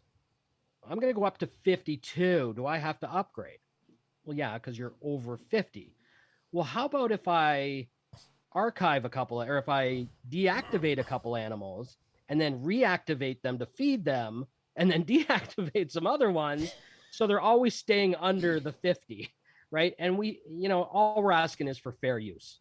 Now, right? So we created this archive so that you could keep the data instead of having to delete the animal and still have, 60 animals in the 50 plan, as long as some are archived, but they're permanently archived. You can't be switching them in and out to get around those numbers. Now you were talking about exporting an animal to somebody else and using like a key of some kind. Right. Would it be possible to do the same thing if, say, you had that animal come back to you in the future? Because I just, I shouldn't say Nick and I just brought in a small collection that had quite a few of our animals that we've produced. So if I was using Husbandry.Pro at the time, those animals would have been archived. But now that they're back in my collection, the way that this, from what I understand, I would have to start them essentially as new animals. Yes. Correct. Because when they come in, so when they leave, they would be assigned a new ID from that user. The only thing so when you get the animal back, you put in the key and it will say what ID do you want to give the animal and what information do you want to import? This is all the available information. Right. You would check off what you want. You may not want to import the feedings for some reason or whatever. It would come in as a new animal. But it would also carry on the information that I sent them and then the information that they sent me. No, because it would. It would have all the information. Okay, so you're just be in the animal. So you're restarting it, but you still have all the info? Correct. Oh, okay, yeah, because whatever you send them and whatever they send you. The information's all that really matters in the end. So. When you send the info, they have it now, and yours is just archived. When they add to it and send it back to you, you've got your original. Yeah, so it's all the compiled info from its entirety. Correct? Yeah, fair enough. Right. So exactly. So, but if you didn't send something to them, you can't get some of the information. It's not coming back. Right. Yeah. It would still be in your archive, but there's no way to connect those two things back. But you could go in there and say the price, the person, and then re-add it to the new import. To the new animal. And then so. Yep. Exactly. This is sick. I fucking Robert, love this. Can you explain how I have a question in the chat here. Can you explain how the whole breeder loan system works in Husbandry.Pro? Sure. So let's say I've got a breeding loan with Billy. So I would say, I'm sending him an animal. Billy would put the animal into his system, and then he would check off who the animal was from. What information do you want to update the sender, so the owner of the animal? Oh, so you could. Cool. So, hold on a second. I see. I don't even know this shit because I haven't done that. So he can update me and him if we're doing a breeding loan for. So if you send Billy an animal, holy crap, Billy this is so cool. Oh my god! Holy shit! Yeah, this is really cool. Billy puts it into his system and he says, okay, so I want to send Chris this information. So how do I want to send it to him? I want to send it via SMS and I want to send it via email. So when Billy does a feeding on that animal, you'll get an SMS or an email. Or a that lock. says, Billy just fed the animal. Or a lock. Right. Or a lock, pairing. or a copulation. Exactly. Holy This is cool. sick. Right? That's cool. Just because, you know, I always felt Follicle that kind of size. thing was missing, right? I've heard about people giving breeding loans and somebody saying, well, they never locked, or he said they never did this, or they never did that. Meanwhile, you know, yeah, you don't have to scan it, you know, but the fact of the matter is, if you're not getting that information back, They're not you doing don't know anything. what's going on. You have no idea what the hell's going on This with is that animal. fucking Could it sick. die? That is awesome. This is probably the best feature That's I really never cool. even knew existed. Yeah, no, This Billy is and ridiculous. Billy and I have a couple like pretty Yes. high value males together. I This had is no clue. ridiculous. This is so cool. So you'd like Yeah. to know when it's fed. Absolutely, you yeah. know, when it's Follicle bred, size, all that you kind of know, stuff. development when it lays eggs. And you know what? That's And here's- really cool. That's worth the upgraded plan I alone. fucking love shit like this. Yeah. I didn't even know. There's so much shit I'm slacking on because we're not there yet. Because I'm just trying to. Well, you know what? And So here's the glad I thing, asked that Billy. question. Yeah, me too. Billy, the other- I'm gonna the go other look. thing is- Anyone want to do breeding plans? I want to do this and check it out. I'm fucking. I don't think anybody's ever used it. I don't think an email. Well, I didn't or a even know text fuck it was. Now I'm gonna be. I'm Right. gonna be fucking. I'm gonna go set it up tomorrow because I have the Leo DG hat pied. Yeah, I'll set it- so many And we really- have. yeah. Oh and my set god. and here and you know what? Send me a This is- bug report because as far as I know, it doesn't work and nobody's told me. Oh, I don't even. I never knew this was even. That's fucking Doesn't work so until you know it ridiculous. does, right? Exactly. Oh Because my God. yeah, you know, here's the thing, and I got to explain this because as developers, we know how stuff is supposed to work, so we don't make mistakes on inputting data. We don't, you know what I mean? We know what we're supposed to click, and we do it, and that's it. And it works the way we intend it to work. But nobody ever uses it the way we intend it to Yep. work, and that's when you find the bugs, Mhm. right? So and usually they're fixes so fast, right? So I'm sure when you guys go and do this, hey, I didn't get an email, or I didn't get whatever. Oh, well, we forgot to link this to this because nobody's ever tested it. So absolutely. So test that thing. It's there. Nobody said anything to us about it, right? No ticket has ever been opened on it. So we'll see what happens. But Cool. it's there. Yeah, it's fantastic. These balls and no, I think it's insane. I mean, like I'm going to be doing that tomorrow because I have. That these ball. So- Dylan's the one that actually got my attention to that. Oh, So yeah. So these balls and exotics, fucking. Thank you for bringing that up because now I'm excited. Now I can't, that is the coolest fucking That is feature really on cool. the. I think it's the best feature. That is so cool. I think it's so sick. It better fucking work. I'll be sending in tickets. It's a fucking great idea, but this doesn't work. But so D's Ball says, so if say he has Husbandry.Pro and I have Husbandry.Pro, he sends that animal out to me, and then I input it into mine. What does it say on his? So it says how would Robert mark that animal out on loan on your side? With Right. like So if I send an animal out, I would just make it inactive, is what I would do. Oh, okay. okay, And you know what? Now that I think about it, actually, and I should probably write this down, or I can just watch this video later, is we should probably have the information added To to the the sender's sender too. Yeah. account, to the sender's animal. Yeah. So when a feeding happens, you don't necessarily get those. You know, we thought about it as an Oh, SMS. And So you Fuck can actually yeah, link so- them so it just pops up. So Yeah, it that's pops up in your system, insane yeah. because when I give the animal back, you're gonna lose all that fucking track. Exactly. All that Holy data's been shit, gone, this is sick. right? So- Oh my so we god, should these have it balls and just- exotic, man. You just fucking nailed yeah, this. that's sick. So yeah, so now when I'm doing something, I'm actually working my ass for your fucking collection and tracking it over. That is sick. Exactly. This is Right. fucking- Yeah. So I that's love this. so I shit. never thought of that. But yeah, the problem with that is though we No, may not don't have say- the same feeders. Oh, You know what I mean? So we would well, have to pretty have to much. put I in mean, appropriate food item is what it would be. Okay. Right? Fed appropriate food item, and that would be it. But yeah, you know what? That makes sense. I just need to fix That it. would be a very cool feature. that is cool, dude. Yeah, that's like sick. no shit. I'm so excited, man. This is because wow, man. That's wild. Yeah. Yeah, and none of these fucking people out there, oh, you didn't feed or you got it. No, you didn't. Like that's why I love having an ultrasound. Hi, come on over every week. Here you go. You see those eggs? They just didn't go away. Like, you know, Here you go. That's why I get eggs, and I shout people out on YouTube because I get fucking eggs. You know what I mean? You know why? Because the ultrasound had them. Oh, yeah, they just fucking evaporated overnight. Yeah. It's Then you picking and choosing eggs out of clutches and switching them before you cut the eggs? Oh, yes. Like the nonsense. So, Jason, Morph Mixology Reptiles. I've been wanting to do a breeding loan with Billy and or Chris forever, so now I got my in. That's funny. Keep them honest. Bergman Reptile Room. I'm having issues with label sizes, possibly more variety on labels. Brother 209 and Avery 5160. Yes. Right. So we've got Dynamo. 5160 what you use? Yeah, so I just got some more 5160s. The problem is the very first 2 rows work perfect, and then the last one sort of it cuts it off. Sometimes if I have like an animal F1, it'll go F and cut half the one off on that. Or sometimes when you peel the sticker off, you'll see a little bit of the ink on the QR code missing, and sometimes they don't scan. It's only on the 3rd row though.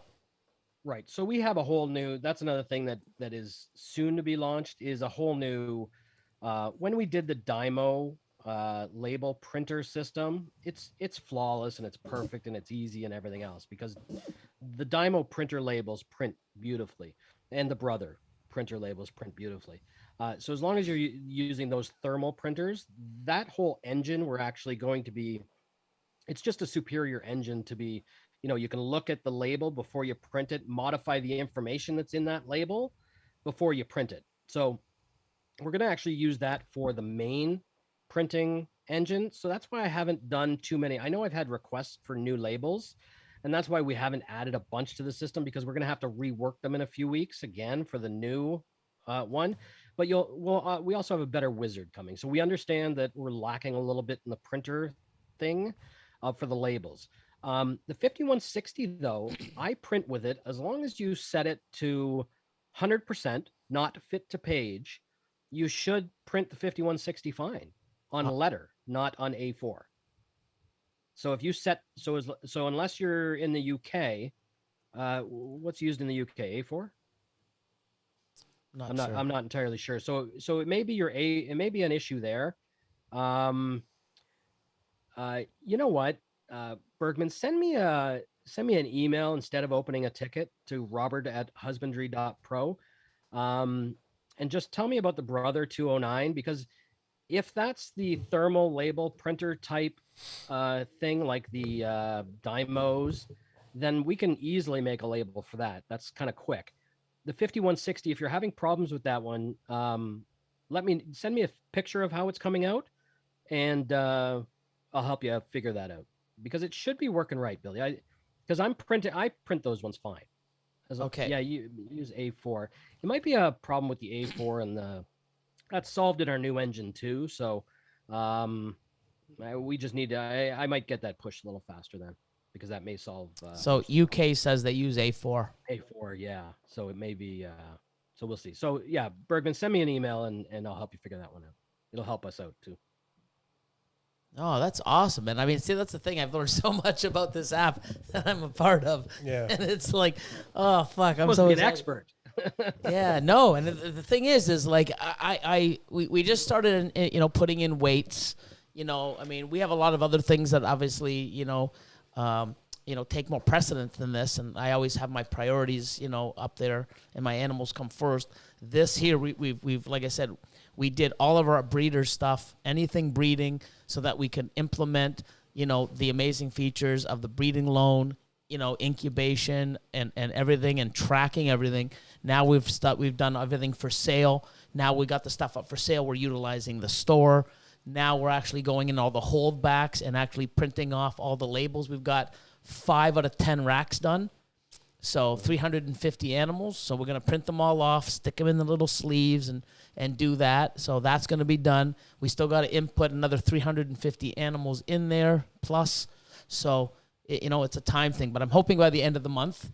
But now I can actually do things where, as of next week, when we start ultrasounding again, we actually have that second point of reference. So now it's like, cool, we got a chart, and then we start doing the fucking weights, and it's like, about 3 or 4 weeks later, we do it again. Now we got a point. Now we got a chart. So it's exciting, man. So There's guys out here like Sean. I mean, fuck Sean, even Callie, even Catherine. I mean, they know more shit about this than I do, you know? So it's cool. You got a business to run. That's your excuse. Yeah, no, but I love the app, man. I think it's incredible. I love what it's done. I love where it's going.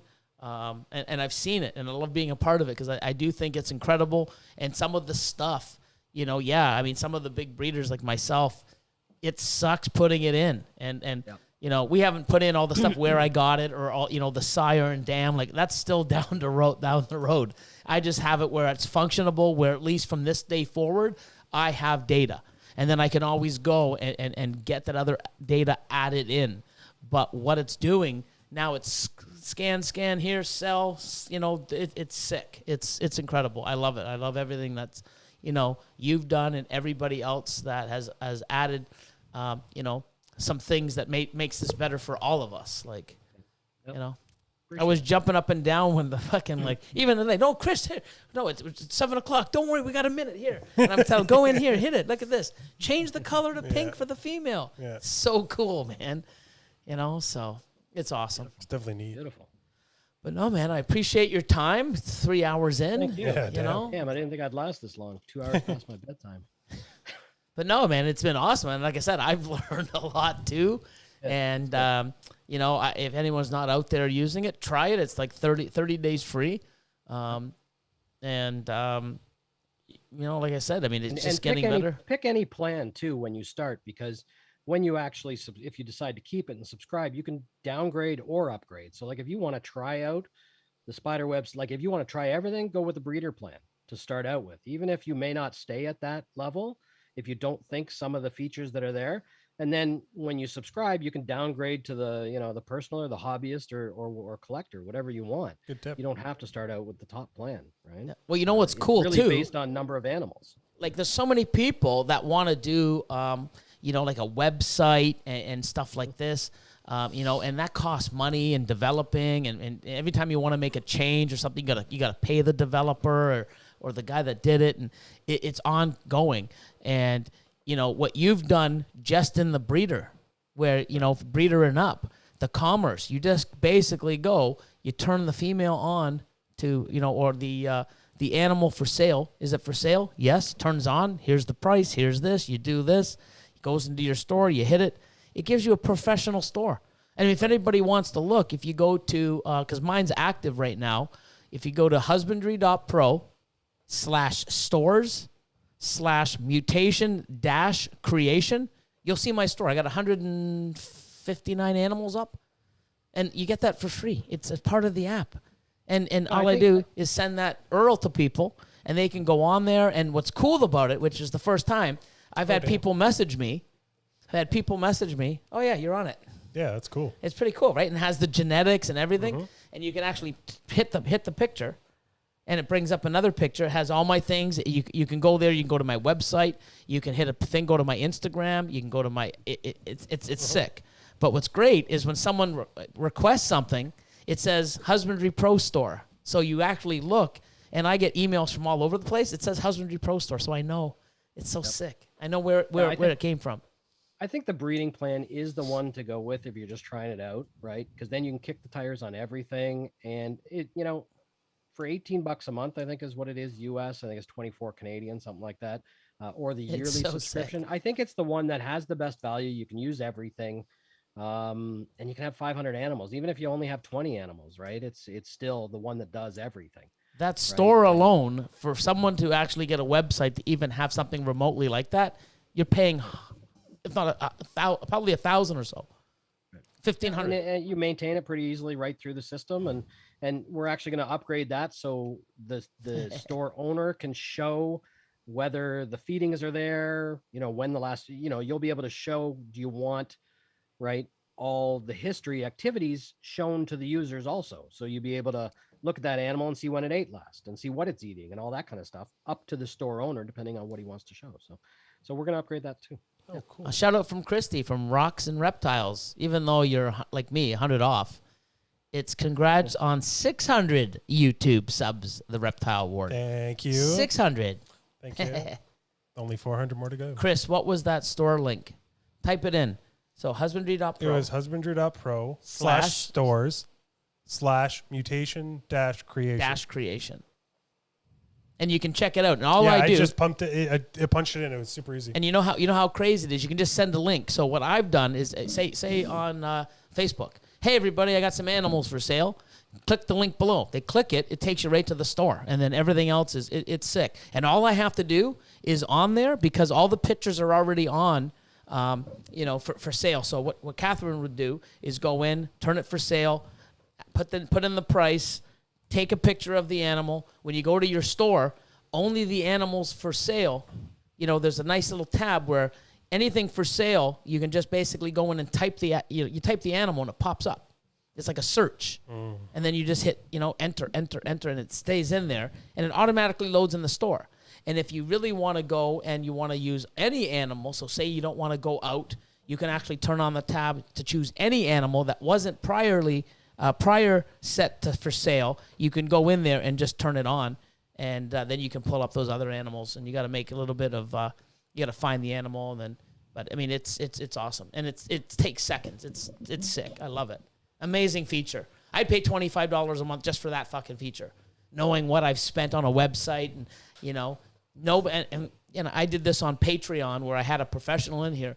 Nobody goes and I'd done the data. No one goes and looks at, let me see about. Let me do that. You know what they do? They go to your site. They go rate the fucking available or animals for sale. They don't give a fuck about, your history or all the intro, your intro or like, Q&A questions and answers or whatever that's called, comments and stuff. Yeah. They don't give a shit. They go right to your page, to your fucking available. And that's it. There's no need for all the other crap. You're just paying for people to get lost in shit that's not going to make you money or not what they want to see. They want to see cool animals. What's the price? How fast can I get them to me? Yep. So it's amazing. I love this feature. That alone is worth the money if nothing else worked. Like, hey, you can get a website for $25 a month, and look how professional it is. I didn't even realize that was part of the thing I just paid for. I mean, it's crazy, dude. It was. I didn't even realize it was included, and I thought it was worth it. So. But you know what he said? So now when you go on this animal and you open it up, we can actually have it where there's another thing, more info. And you click it, it'll tell you when it was born, the feedings. Oh, that's really cool. All it's doing is pulling info. It's just linked to the program, Just right? pull the data out of the That's database. sick. How That's sick so is cool. that? Like, how fucking sick is that? Oh, I lost it. Of course you did. But anyways. Oh no, I'm back. Thank you, Robert, for coming on. Yeah, this was fun. And I actually learned some shit tonight too, which gives me more. Now tomorrow I got more fucking work to do. Oh my God! Now I'm gonna start doing breeding loans and shit. We gotta enter all that stuff. Yeah. But no, this is super cool, man. I mean, Thanks for having me. It was a good time. yeah, no, and I think a lot of questions got answered, and I just wanted to get out there where we're going with this and what you've already been putting in, and there's shit that I don't even know that I've learned. It's like so sick. But More to come. yeah, and that's one thing I know, and I love how people. It's not just us creating stuff and say, "Hey guys, fucking deal with it." Like it's for us and it's for all of us, and we are making it better for all of us, and it's great. And the thing I like is it's not just one person telling you what you should want. Yeah, it's a collection of everybody's ideas and. Right. Input. It's super cool. When someone said like just the color, just the changing of the tubs with the thing, I'm so excited. Now I can't wait for the other things, and it's pretty awesome, and I'm glad to be a part of it, and I'm glad so many people are using it and actually going, holy fuck, I love this app. Oh my God, it's amazing, and it's just getting better, and the more people that do this. Oh, and you're making some killer swag. I saw that new fucking army. Holy fuck! Oh, I haven't even posted those hats. I got to put a post up. Oh yeah. The fucking hats. Do you still have some shirts and stuff left? Oh, I still do. I haven't really. I mean, I sent the other ones out. I'm gonna do another stuff. I've got some stuff going away. I'm gonna do some draws. So I'm gonna be busy this fucking week because I'm gonna be jamming Husbandry.Pro down everyone's throat like fucking. It's like Chad and his EAD. Jesus. That's scary. Yeah, it is scary. But I'm going to be jamming this down. I'm going to be people are going to be so sick of Husbandry.Pro that they're going to love it too much. Yep. One thing we always ask our guests if Did you just say, oh, Jesus? You want me to say it? Yeah, man. You want me to say it? Yes, sir. Chad, eat a dick. Yeah. so sick. Fucking awesome. That calls for this. Ready? That is like. Congratulations, Thanks, guys. I appreciate it. Thank you, everybody, for the support. Really appreciate it. And Yeah. I'll get to those emails in the next couple of days. Awesome. You have a good night, sir. Thanks for coming. Thank you. We'll give you our outro. Everyone, you guys are awesome. Thanks for hanging in. Thanks for everything. You guys are awesome. Gag, gag, gag. Oh, fucking Richie. Richie's Recessives. My channel. My channel. My content.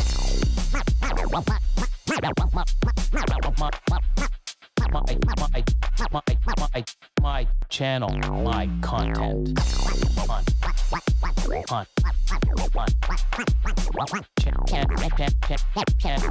My channel, my content.